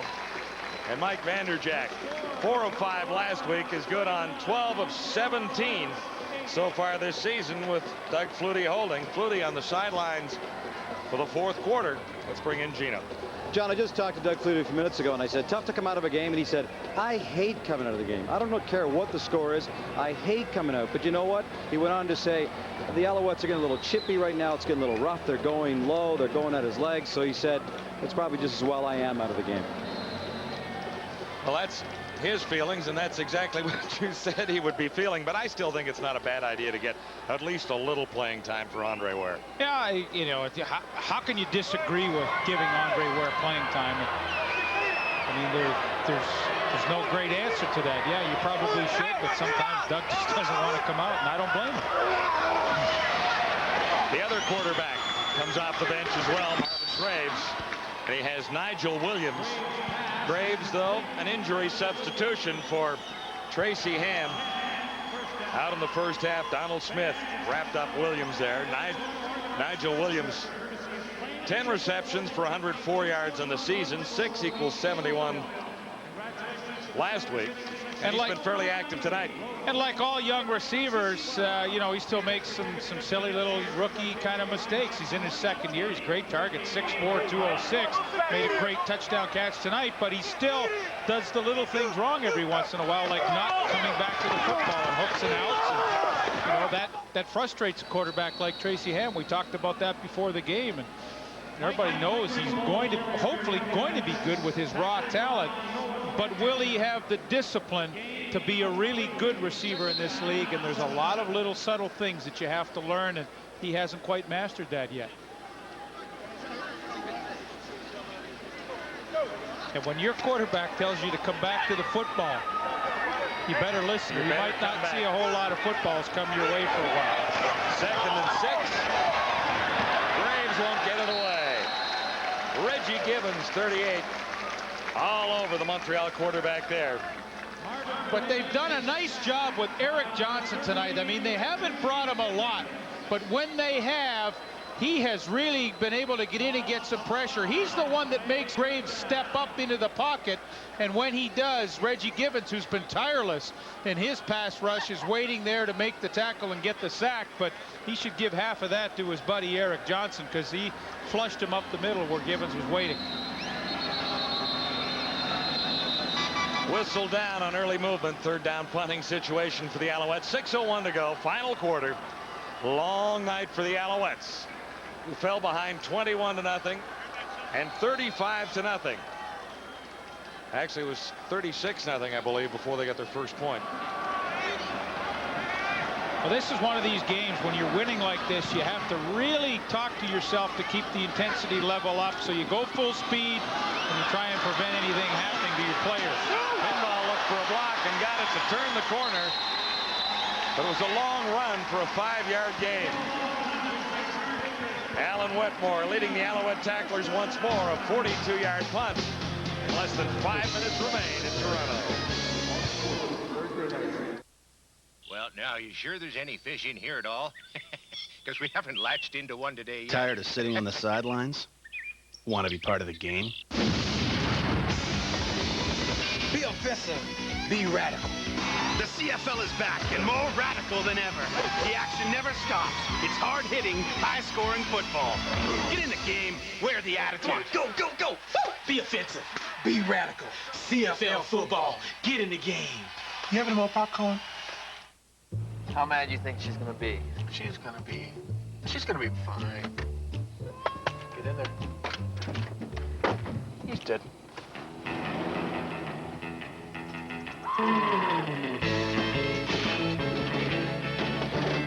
I'll call you tomorrow. Come on, you can sleep on the couch. You don't have a couch. Let's go get some pizza. No. Let's wait for the pool table.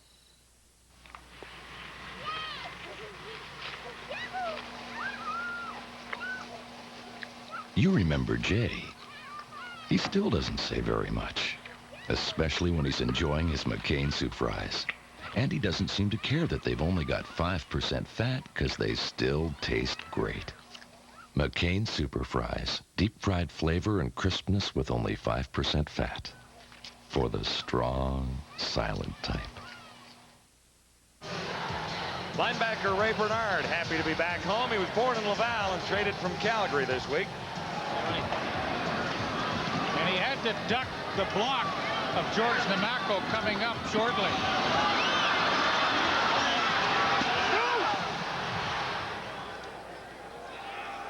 That's good sound.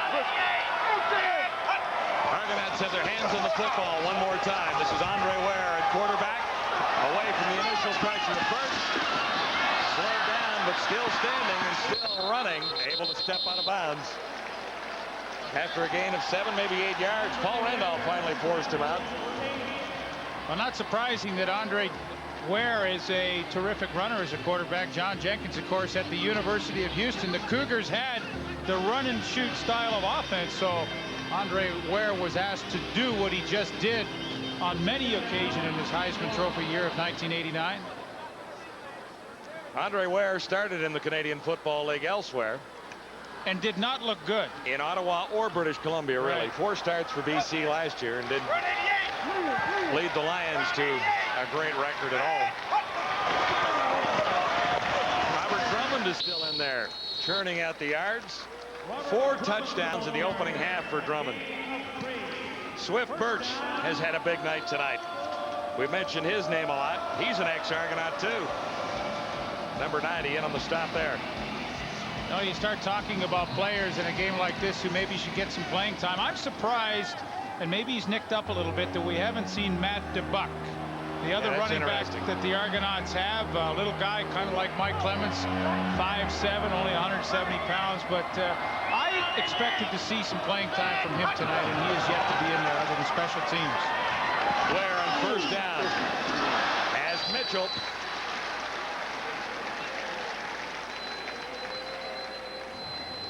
Mitchell has been a favorite target of both Argonaut quarterbacks thus far.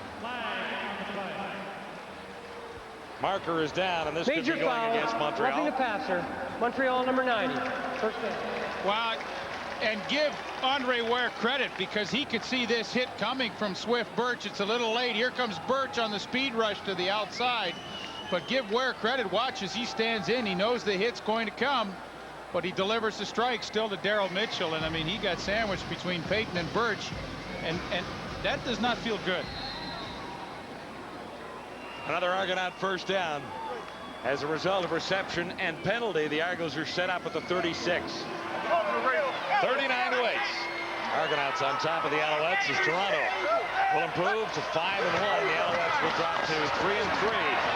Ware is down. Ball is loose. And it's going to the Alouettes this time. Andre Ware appears to be shaken up. It's Doug Peterson through. 3:47 to go in the final quarter at Skydome in Toronto. Payton was involved.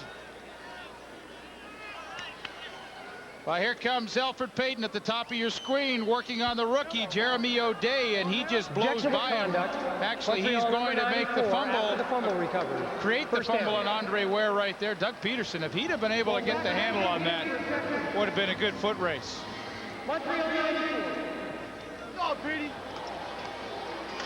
Doug Peterson coming up with the football.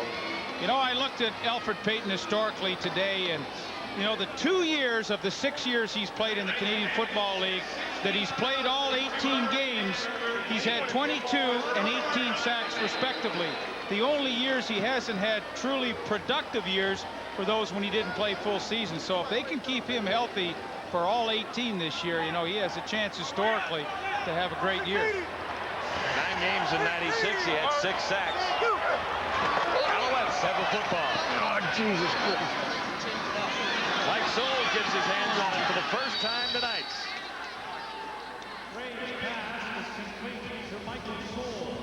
The other game tonight, Edmonton hosting Saskatchewan. Here's Rod. And John, after 1 quarter, Saskatchewan leading Edmonton 11-7. Chris Zarka taking a pass from the starter Reggie Slack, a 1-yard touchdown. 2-point convert. Kevin Mason was the quarterback there, finding Lamar McGreg's. Tony Burse has answered with a touchdown for the Eskimos. The 4-1 Eskimos trailing in the second quarter. Now let's go back to Scott. That game looked to me like it was the game of the week. Edmonton and Saskatchewan on target down to the 30-yard line. Jock Climby makes the catch with 3 minutes to go on a long football evening for the Alouettes at Skydome in Toronto. And a long, long night for the head coach, Dave Ritchie.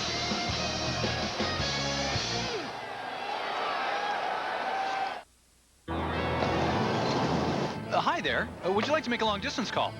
My aunt in Australia? This is so cool. I haven't talked to you forever. We've got a couple cool movies. It's a relationship between a housewife and a Dutch accordionist. What's better than that? Yes, there's a love interest.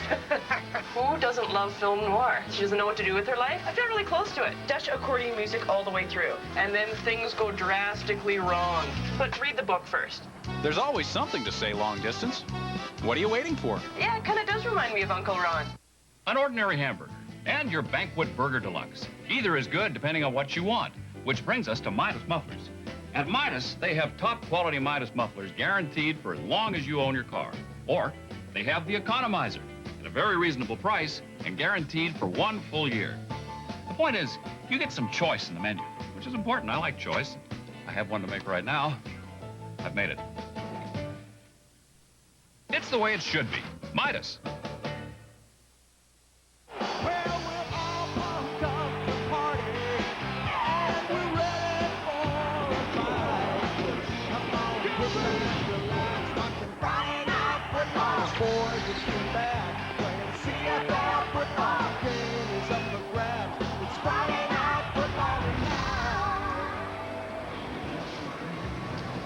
Blue Bombers, Stampeders, both 1-3 at McMahon Stadium tomorrow night on Friday Night Football. 9 o'clock Eastern Time kickoff for that one. Both teams would really like to win, and I think Jeff Reinbold will be feeling a little bit of heat if the Bombers don't win that one in Calgary tomorrow night. What do you think? Well, can they go 1-5? Yeah, I mean, nobody wants to be 1-5, but you know, hey, it's both teams 1-4 and off to tough starts, and you know, you get that going, something's got to give. Shoveled ahead for Mike Pringle. He was wrapped up by John Raposo.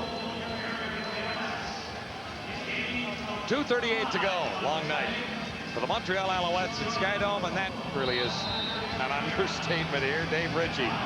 Long night for Dave Ritchie. You know, I think it was very apparent halfway through the first quarter that this wasn't going to be their night. In fairness, they came into the game with injuries and replacements they had to make at the last moment. This is not a healthy football team right now. And then they lost their starting quarterback. Jock Climby has enough for a first down, but then lost the ball. And it's going the other way for the Argonauts, taken by Reggie Gibbons. Still going, and Givens could go all the way. It's just a smooth sail to the end zone for Reggie Givens. There are a couple of hogs trying to catch up, but Givens takes it 92 yards. And the Argonauts are over 40. And those hogs looked like they had wheelbarrows on their back because there was no way they were going to catch Reggie Givens. This is fun time now.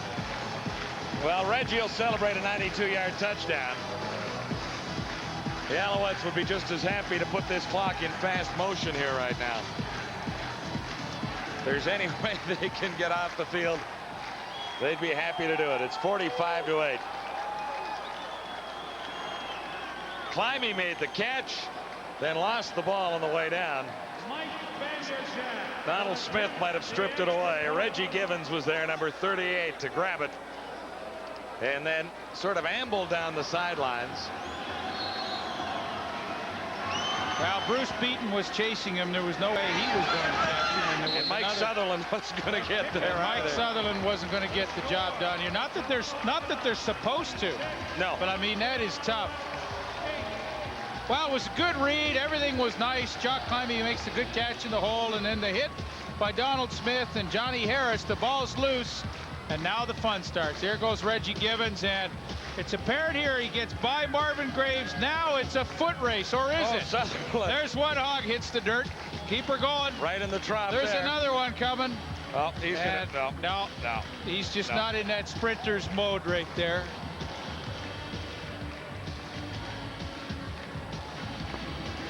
So Reggie Givens has another touchdown for the Toronto Argonauts. Givens. You know what you have to like about Reggie Givens, too? I mean, last year, he's the middle linebacker. O'Shea comes. He moves to the outside where he's a better player. Now Giles gets hurt. Reggie Givens moves to rush end tonight and has a whale of a game. Couple sacks. Now he picks up a fumble and goes for the touchdown. And, you know, I mean, anything that they ask him to do, he does, and he does it at an extremely high level. And Jock Climby sums it all up for the Alouettes tonight. That's the kind of evening it's been. It was a quick start for the Argonauts. Take Tracy Ham out of the offensive scheme for Montreal, and it's going to be a long night. That was predicted, and that's exactly what it has been. 46-8. Mike Pringle tries to escape. Is that Givens over there trying to make the tackle, or Lester Smith? I guess Smith, 36. I think Givens is getting a well-deserved rest. It should be. I looked up and wondered if it was 38, but it was 36. Marvin hasn't had much to celebrate so far as the backup quarterback stepping in for Tracy Ham. Graves' numbers have not been spectacular.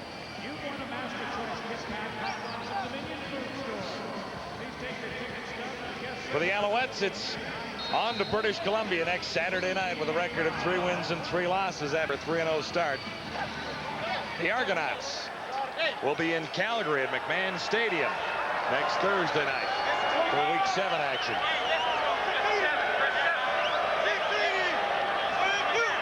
A minute 56 to go, fourth quarter, as Graves stands in on target. Climby makes the catch, hanging on here. Eric Johnson on the tackle. Johnson was the one who sent Tracy Ham to the sidelines. Our post-game live from CFL Football Control. And they're probably going to say what we've said. Montreal had a tough night. Toronto played extremely well. First half, the Argonauts were almost flawless on their first 4 of 5 possessions. Armstrong on the far side.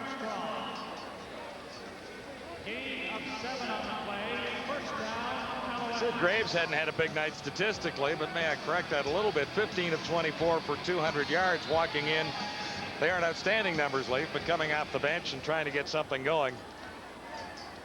He did pick up about 60 yards in the 1 touchdown toss to Nigel Williams that might have been a bit of a break. But the numbers don't look all that bad. However, he was unable to really motivate this team. Armstrong tripped over the 45-yard line and went down with 1:18 to go.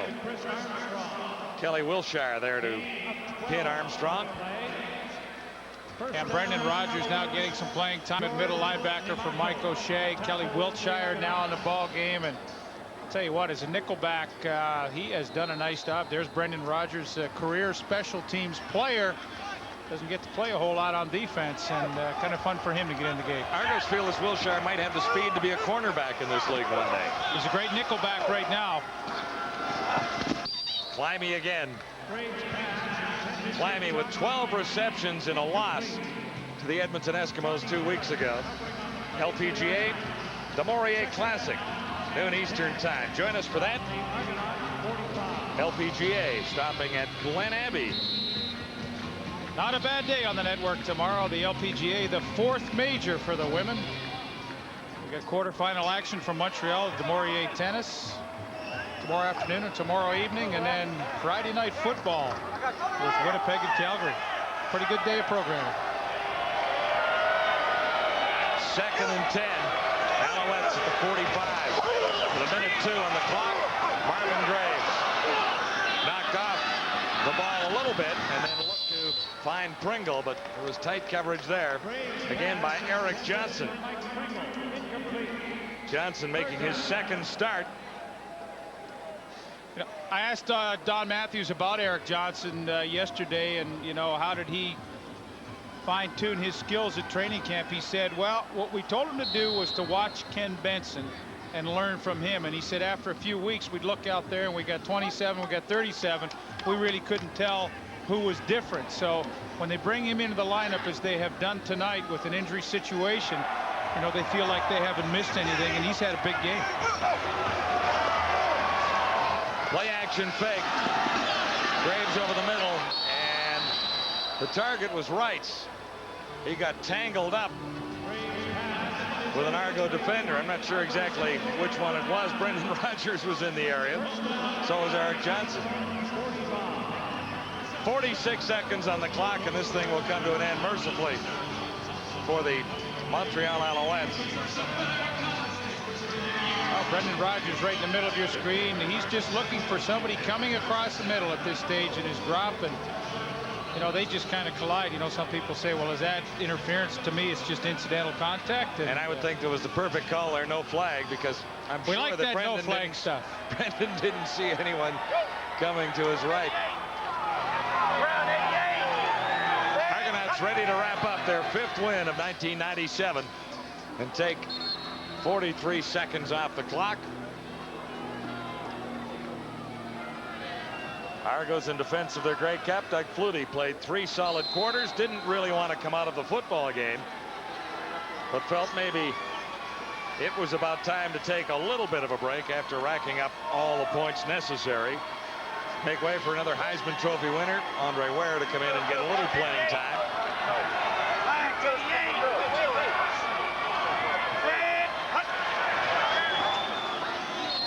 And now 18 seconds remaining.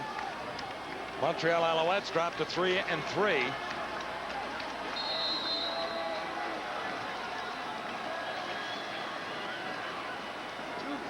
Don Matthews, 1 win closer to that legendary mark set by Frank Flair a couple of decades ago in the Canadian Football League. 147 career wins. This is win number 143 for Matthews. An impressive CFL career as a head coach, and doubly impressive as the head coach of the Toronto Argonauts. Slight smile on the face of Don Matthews as he heads to the dressing room. Yeah, and I think he should be pleased. What he asks his team to do every week is to give it 100% at least throughout the game. Play better than you played a week ago. And although the Toronto Argonauts won out in Vancouver last week, which was a place they hadn't won in a while, I think they played an even better game tonight. And that's all he asks and expects from his players. And I don't think there's any question that they delivered that for him tonight. When you look at the Montreal Alouettes, Climby and Mazzatti, 2 great Canadian receivers heading out together, you have to feel a little concerned for Dave Ritchie losing 3 in a row, and then wonder about the injury situation in Montreal. It is pretty tough to win in this league when your starting quarterback hits the sidelines in the opening half. Mike Clemens and the Argonauts celebrate 1 more win. Toronto now 5-1. Play Safeway's all-new $1 million touchdown to win for your chance to win $1 million. If your name appears, it means you have won the Motorola DPC 650 cellular phone. With its discreet, slim styling, it's as convenient to carry as it is to use. Motorola, the best-selling, most preferred cellular phones in the world. Or a cordless power drill from Hitachi Power Tools, designed to surpass even the toughest performance standards. Commitment to quality craftsmanship goes into everything we build. Hitachi Power Tools, precision-built power. For your chance to win, visit your local Safeway Food and Drug today. Hey, guys, at what point in the day are you absolutely starving? After school. And how do you handle this hunger? McCain. Your pepperoni pizza pockets. Why McCain? Well, because they've given us more pepperoni. And more pepperoni is important to you? Duh. Pick up McCain pepperoni pizza pockets and now get more pepperoni. Cool. An ordinary hamburger and your Banquet Burger Deluxe. Either is good depending on what you want, which brings us to Midas Mufflers. At Midas, they have top quality Midas mufflers guaranteed for as long as you own your car. Or they have the Economizer at a very reasonable price and guaranteed for 1 full year. The point is, you get some choice in the menu, which is important. I like choice. I have one to make right now. I've made it. It's the way it should be. Midas. TSN and Gatorade want to see your best moves on video. Whatever the sport, whatever the move, we want to see it. Send them into TSN and you can qualify to win a JVC video cam and more. Or we'll videotape your moves at a Gatorade event near you. Check our webpage at tsn.ca/xgames for locations, weekly prizes, and details. We'll show video highlights on our website and the grand prize winner on TSN Sports Desk. Make your move and enter for your chance to win, but hey, keep it safe. No videos of a move that could cause injury.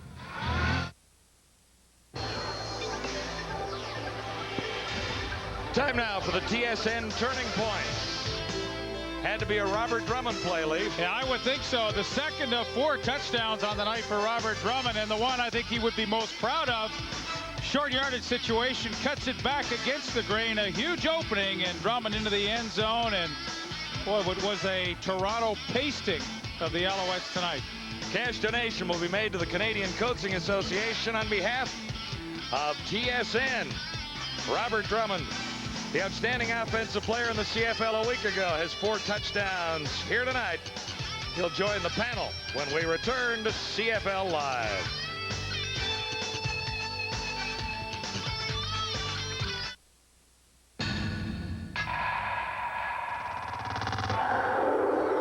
Donovan Bailey loves the 100. The Maple Leaf 100% all-meat Frankfurter. They aren't like typical all-beef hot dogs because all beef isn't always all meat. Maple Leaf 100s are 100% all meat and seasonings only, with no fillers, byproducts, or MSG. Donovan knows the 100 is the only one that counts. Maple Leaf 100, because all beef isn't always all meat. Every 4 years, they come together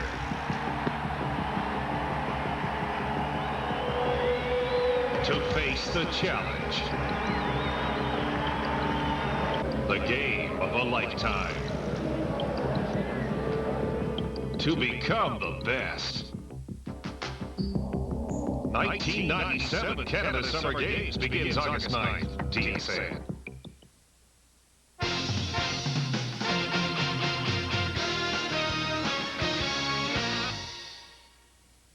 Well, the Toronto Argonauts now have a little more comfort atop the Eastern Division, although it is still early in the season. A 2-game lead, 4 points over the now second-place 500 Montreal Alouettes, who dropped their 3rd straight, and this one was over early in the ball game, a final of 46-8 for the Argos, and one big reason why it was over early, Robert Drummond, who was the Offensive Player of the Week in the CFL. We spoke to him last week in Vancouver. The great performance there, but an even better one tonight, Robert. I guess you'd like being a regular on a post-game show, do you? Congratulations. Thank you very much.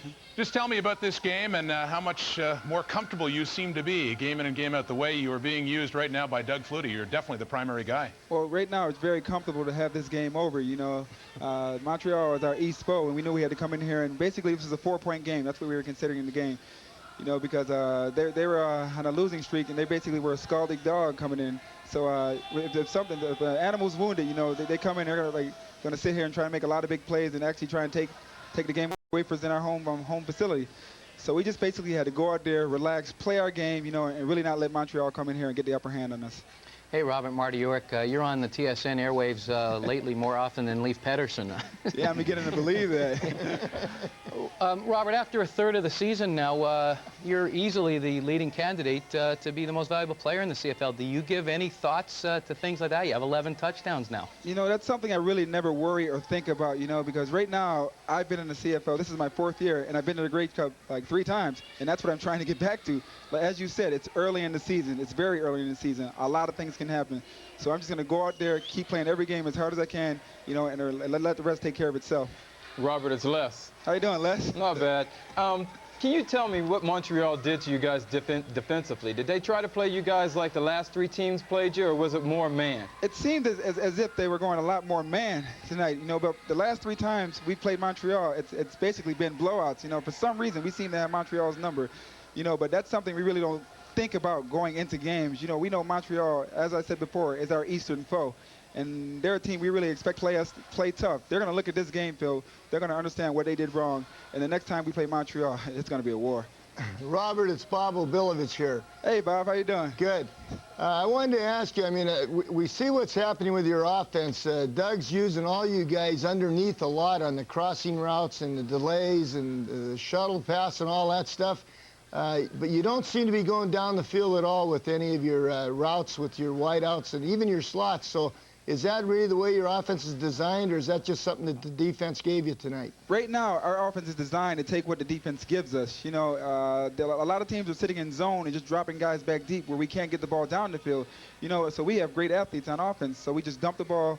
Doug just dumps the ball off to the guys underneath, you know, and when he expects us to make plays, you know, with myself, Pinball, you know, Mazzotti, we have Saunders in there, and that's what we have to do as an offense. You know, we have the weapons on offense, so we have to just go out there and make plays, and Doug's running a great show out there. Robert, is there anybody in this league who can stop Robert Drummond? For the past 3 games, you have been the man on the field, and plus you ought to keep being on the post-game shows because you'll be offensive player of the game this week as well. I mean, I can't really take all the credit. I mean, the offensive line, the last 3 games have been playing unbelievable. They make it a lot easier for me, you know, and I have to give those guys a lot of recognition, you know, because they make my job a lot easier. Robert, I'm glad you said that, because as a running back, that offensive line is so important. But the guy I really appreciate watching here in the box and watching the games with your team is Mike Kislak. I don't think I've ever seen a better center play in the Canadian Football League. It's weird because I'm so in sync with Flutie and Kislak that it's amazing. I mean, we can walk to the line and we can almost feel what the other one's thinking. So it makes things a lot easier for us. Robert, one of the things that we've talked about, it's been discussed before, that you were a backup to Mike Pringle in Baltimore. Now, of course, the offense was different there, but just tell me about, you know, how you and Mike are as friends, but also do you get a little added motivation remembering those days with the Stallions when you go up against him? Mike's a great friend of mine, you know, but I think the situation in Baltimore, whereas we had 2 very, very talented running backs, whereas I could play fullback. Mike really couldn't play fullback, you know, so they kept him at the halfback position. It moved me to fullback where I could be a lot more versatile at fullback, and I understood the situation. I understood my role, you know, and we went to 2 great clubs doing it, you know, whereas when I came here, you know, there's no more Mike Pringle, so now I took over the sole possession of the running back role, and I'm glad I came here. I know they are too. Yeah, I have a feeling Don Matthews and the Argos are as well. Well, listen, there's a game going on right now, 2 more to go, but I'm with Les. It's going to be hard to imagine anyone else but you being named Offensive Player of the Week for a 2nd time. Congratulations on a great show tonight. Thank you very much.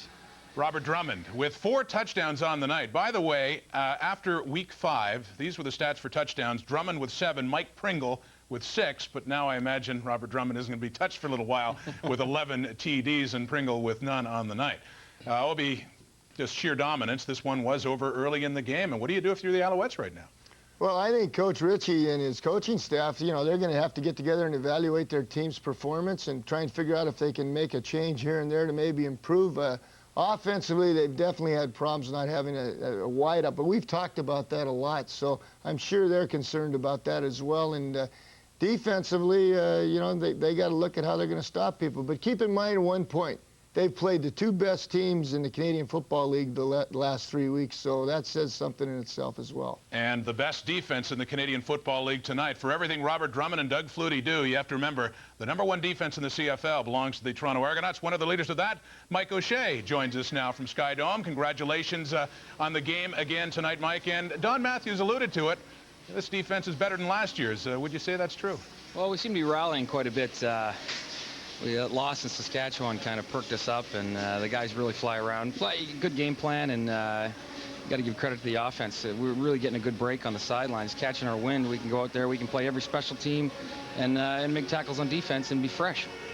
Mike, it's Marty York here. Les Brown was saying that defenses don't like to give up any points at all, and that a shutout really matters. Now, when you guys gave up the single and then the subsequent touchdown, does it really matter in this kind of game? I think it does, because we gave it to them. You know, it's hard to accept when they do beat you and they score some points, but when you give it to them, when you let them have it, you know, you're playing shutout ball, you're doing your best, and you're trying to preserve that, and you're trying to go after them still. And we gave up 8 points. Really, if you look at the tape, we probably shouldn't have given up, but I mean, they're professionals too, so. Mike, this is Les Brown. How you doing, Les? Mike, you came into this team probably halfway through the season last year.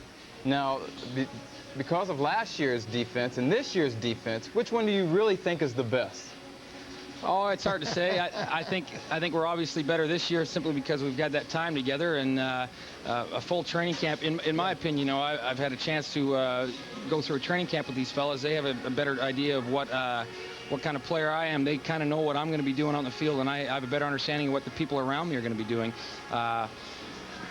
That added experience, I think, it just helps immensely. And how comfortable do you feel in this defense? Because you seem to be flying around everywhere, not only on defense, but on special teams as well. You're doing more for Toronto than what you did for Hamilton. Well, I don't know. He said with anger. I don't know about that, Mike. This is Bob O'Billovich. How you doing, Bob?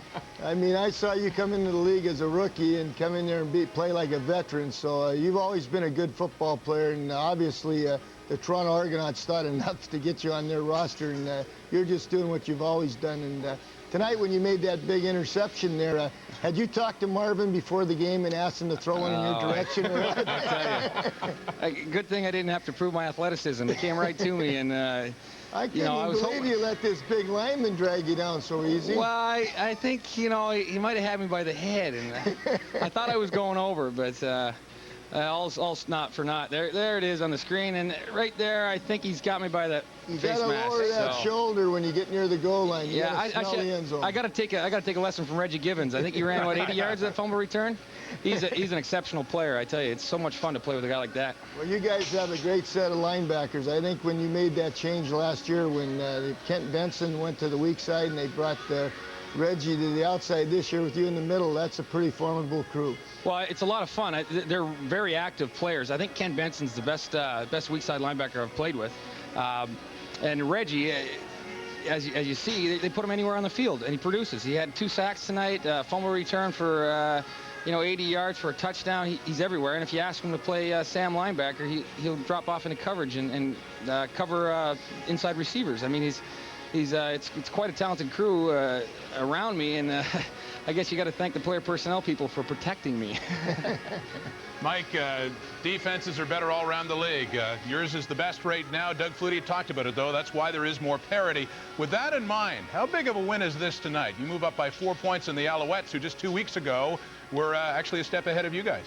Well, I think it's very important. Besides the 4 points, I think we maybe put something in their head there that, maybe half the team comes out the next game and they think that they're already beaten. Who knows? If 1 or 2 guys think that way and come out in the field the next time we meet and feel that they've already been beaten, that's an advantage for us. It's a good rivalry, though. I think.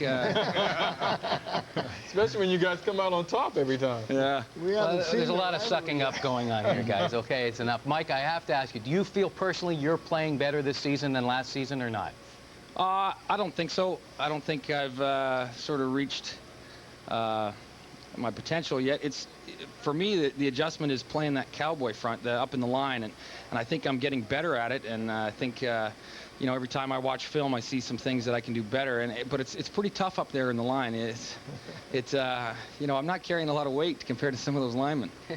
Well, the #1 defense even got a little bit better tonight. Mike, congratulations. Just 8 points. And I know you guys aren't happy about it, but maybe you can work on that a little bit more and shut them out next time. Thanks a lot. Thanks a lot, fellas. Thank you. Mike O'Shea, who came so close to scoring some points of his own with that interception down to the goal line, but a big Argonaut victory. Great on offense, great on defense. 46-8, and Robert Drummond leading the way. As far as the points go, he had 4 touchdowns, and here's a look at Drummond's numbers. All 4 touchdowns, those carries. A big night for Drummond. Number 29 leading the way, and the Argos winning big time over the Alouettes. CFL Live has more post-game after this.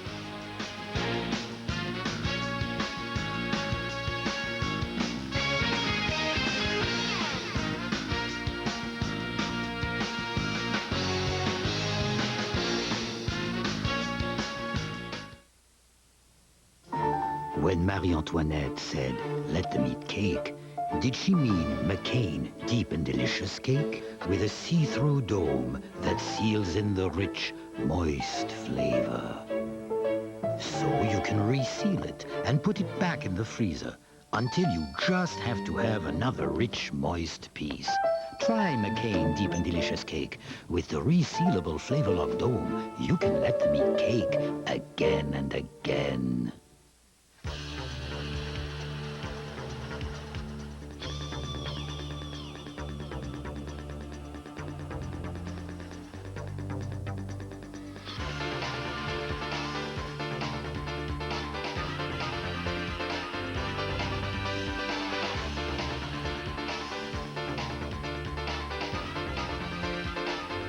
Get ringside for boxing's best cards. The main event, Punch It Up on TSN. Every 4 years, they come together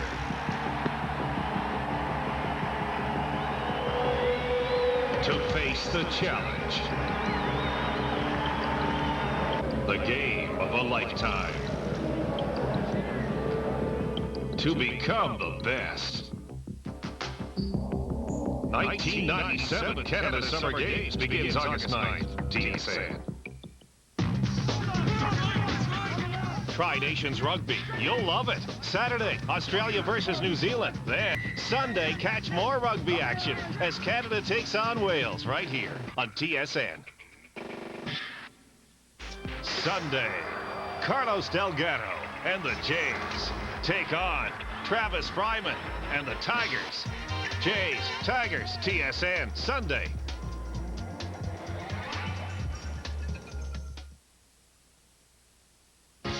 The Major League Baseball trading deadline is just about an hour and 15 away. And the Blue Jays beat that deadline. They sent away relief pitcher Mike Timlin and lefty Paul Spoljarek. They're gone to Seattle. In return, a great prospect for the Blue Jays and Jose Cruz Jr., an outfielder and someone who could probably help them out in the present as well. You get the details on that with Michael Landsberg and Darren Detition coming up on Sports Desk at the top of the hour. Well, it was sheer Argo dominance, just the way it was last November in the Eastern Final. 46-8, the final here over Montreal. With their thoughts, back to Skydome now for John Wells and Leif Pedersen.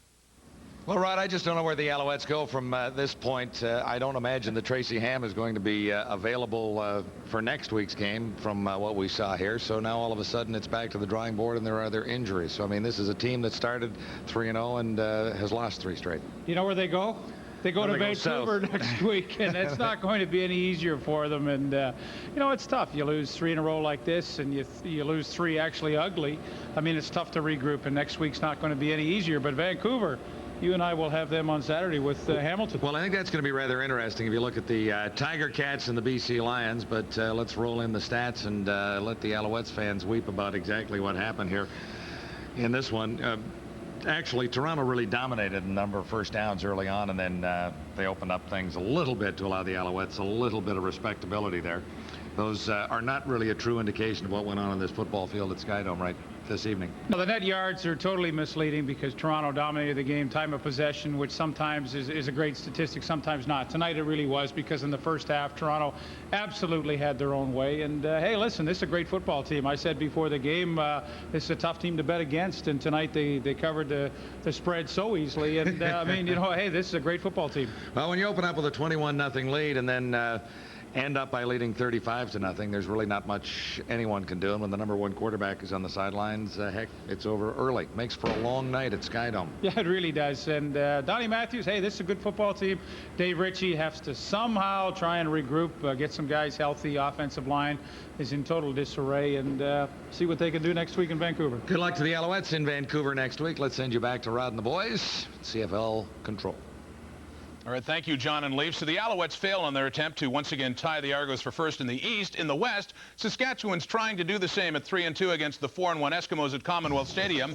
At the half at Commonwealth, Saskatchewan, led by Reggie Slack, has the lead. 3 field goals for Paul McCallum and a 1-yard TD catch for Chris Zarka. Meanwhile, Willie Pless has scored the other Eskimos touchdown to make it 14. The previous one, Tony Burst, picking up his 6th major of the year.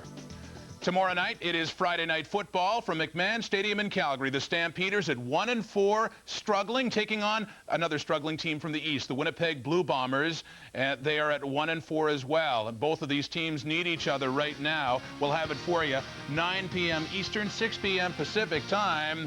Well, their record brings them something in common. Jeff Reinbold says there's a lot of things these teams have in common.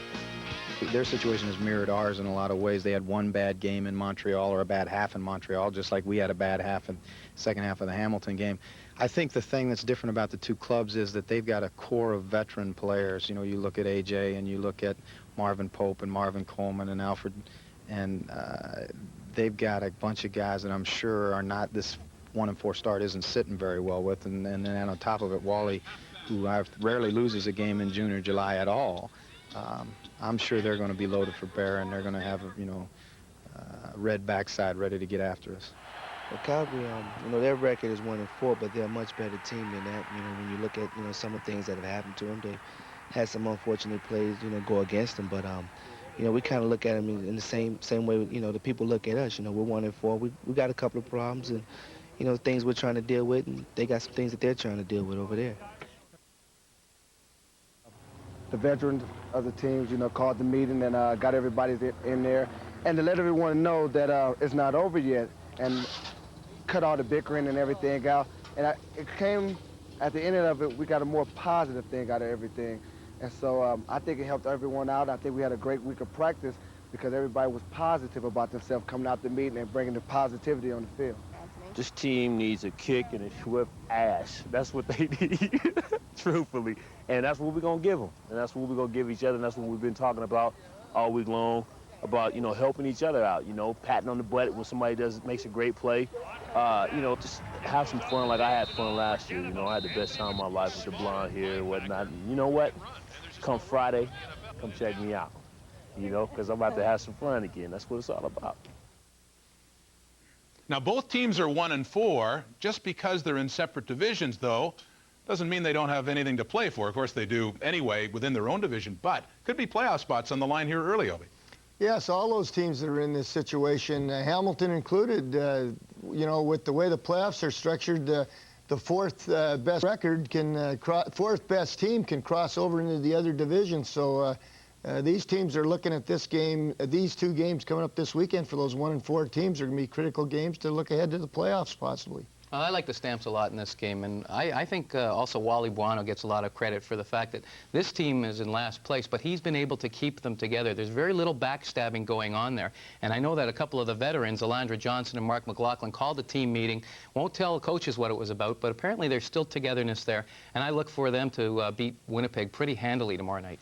Marty, they've only lost by 10 points total, I think it is, and 4 losses. So, you know, they're that close to being a good football Yeah, but they're still team. in last place. You picked them for first, and they're not in first. They're in last. But you know what? That's what's good to have a lot of veterans on your team, because they will pull the team together and say, hey, let's get this thing together. We're not a bad football team here, and we can come back and start winning in the second half of the season. And like Coach mentioned, it's early in the season, and it's not a time to start panicking. You still have time to make the playoffs. Okay, the other side of the football, Kevin McDougall will get the start. Chris Vargas threw 5 interceptions, and we've been saying about him, and it was true. One of the Vargas's strengths was didn't make mistakes. Had a lot of them against Hamilton. Yeah. Do you agree with that decision to make the quarterbacking change? You know, it's hard to comment on... Like he's going to answer that. No, truthfully. I love throwing him at him anyway, just to see what he says. It's hard for us or any person that's outside the walls to make that decision, because the coach and the coaching staff is working with those players on a day-to-day basis in the practices. They're watching them in the games. They know what their reads are and these kind of things. So maybe they feel like giving McDougall the start and letting Chris Vargas be on the sidelines to start the game might allow him to get back into the game at another point down the road during that particular game. You know what? I would like to vote for Coach as the commissioner, the next commissioner, because that was a good political Diplomatic. Wait a minute. Out of all of us, he was the one that went after Larry Smith. Yeah, that's true. And you know what? Larry Smith didn't answer my question. It was a good answer for Montreal, but it's still violated the rules. I do agree with him in one point, though. Coach did make a good point by saying the quarterbacks that sit on the sidelines get a chance to see something that goes on in that game that the other quarterback that's out there playing can't see because he's too busy scrambling to save his butt. But well, I like the way Reinbold and Pow Pow coached that team, but I honestly think it's a mistake not to start Vargas tomorrow. Yes, he had a bad week last week, but you zapped the confidence right out of him now, and you're going with McDougall, who, to me, I don't know, subpar at best. Well, I don't think you can zap confidence out of a player, though. I would think, though, it's 2 teams that are missing some confidence right now, both at 1-4, and one of them is going to gain some back, but one be with a little less, falling to 1-5. Friday Night Football tomorrow night. As for Saturday, it's the Hamilton Tiger Cats hosting the BC Lions. David Braley's new team against David Braley's old one, Iverwood Stadium. We've got that one for you. 12:30 p.m. Eastern, 9:30 a.m. Pacific time for that one. It is an interesting situation. Anthony Cavillo injured and I believe expected back for the Ticats, but maybe learned a little bit being on the sidelines and watching the young guy Mike Colley. He was one of the guys who had mentioned to me that you do see a lot of things by sitting on the sidelines that you don't see while you're in the game. So he said he's interested in, I mean, he's very anticipating and getting back in the game and making things happen. He's got Earl Winfield back to help him out. So I think that's going to help him out. They've got a new guy on the offensive line, and Tom Newton. That's going to help them out. He was a good draft pick, and he's been floating around the NFL trying to make a roster down there. He's been on the practice roster the last couple of years, so he will help with their offensive line situation. But getting back to that quarterback situation, Les, the key thing about that, the guy on the sidelines, he has to use that intelligently as a learning experience. He has to be in the game and studying the game and keeping charts and things like that. And then if he does it properly, it will make him a better quarterback when he goes in. Haven't you seen a lot of quarterbacks sitting on the sideline, watching the game, and then come back in and they play like a totally different person? Yeah, Danny McManus was the best at that, I thought, when he come off the Exactly. bench. Now, Calvillo is going to be starting. I'd like to ask both of you gentlemen, would you start him or would you start Colley this game? I think that Hamilton feels very fortunate and pleased that Colley played as well as he did to get him an important win in Winnipeg. But they're going to go with the experienced guy in Calvillo now and then know that they've got some good playing time for Colley at this point. Just a quick thought about BC's defense. That front is finally together again for the first time since the start of the year. Joe Fleming, Dave Chaters is back, of course, Johnny Scott, and Virgil Robertson. I imagine that's a bit of a factor for that BC team. Well, their defense has had some problems all year. They've had injuries in the secondary as well that have not kept them. And Robert Holland will be back as well. So they're going to be healthier for this game. And coming off that short week against Toronto when they didn't look that well, I expect them to play a lot better in Hamilton. Well, interesting on Saturday at Iverwood Stadium, the BC Lions at 3-2, looking to improve, get back in their winning ways after they lost to Toronto this past week. The Argos victims tonight at Sky Dome. Montreal Alouettes, big-time victims too. 4 touchdowns for this guy, Robert Drummond, in a rout, 46-8. We'll return after this.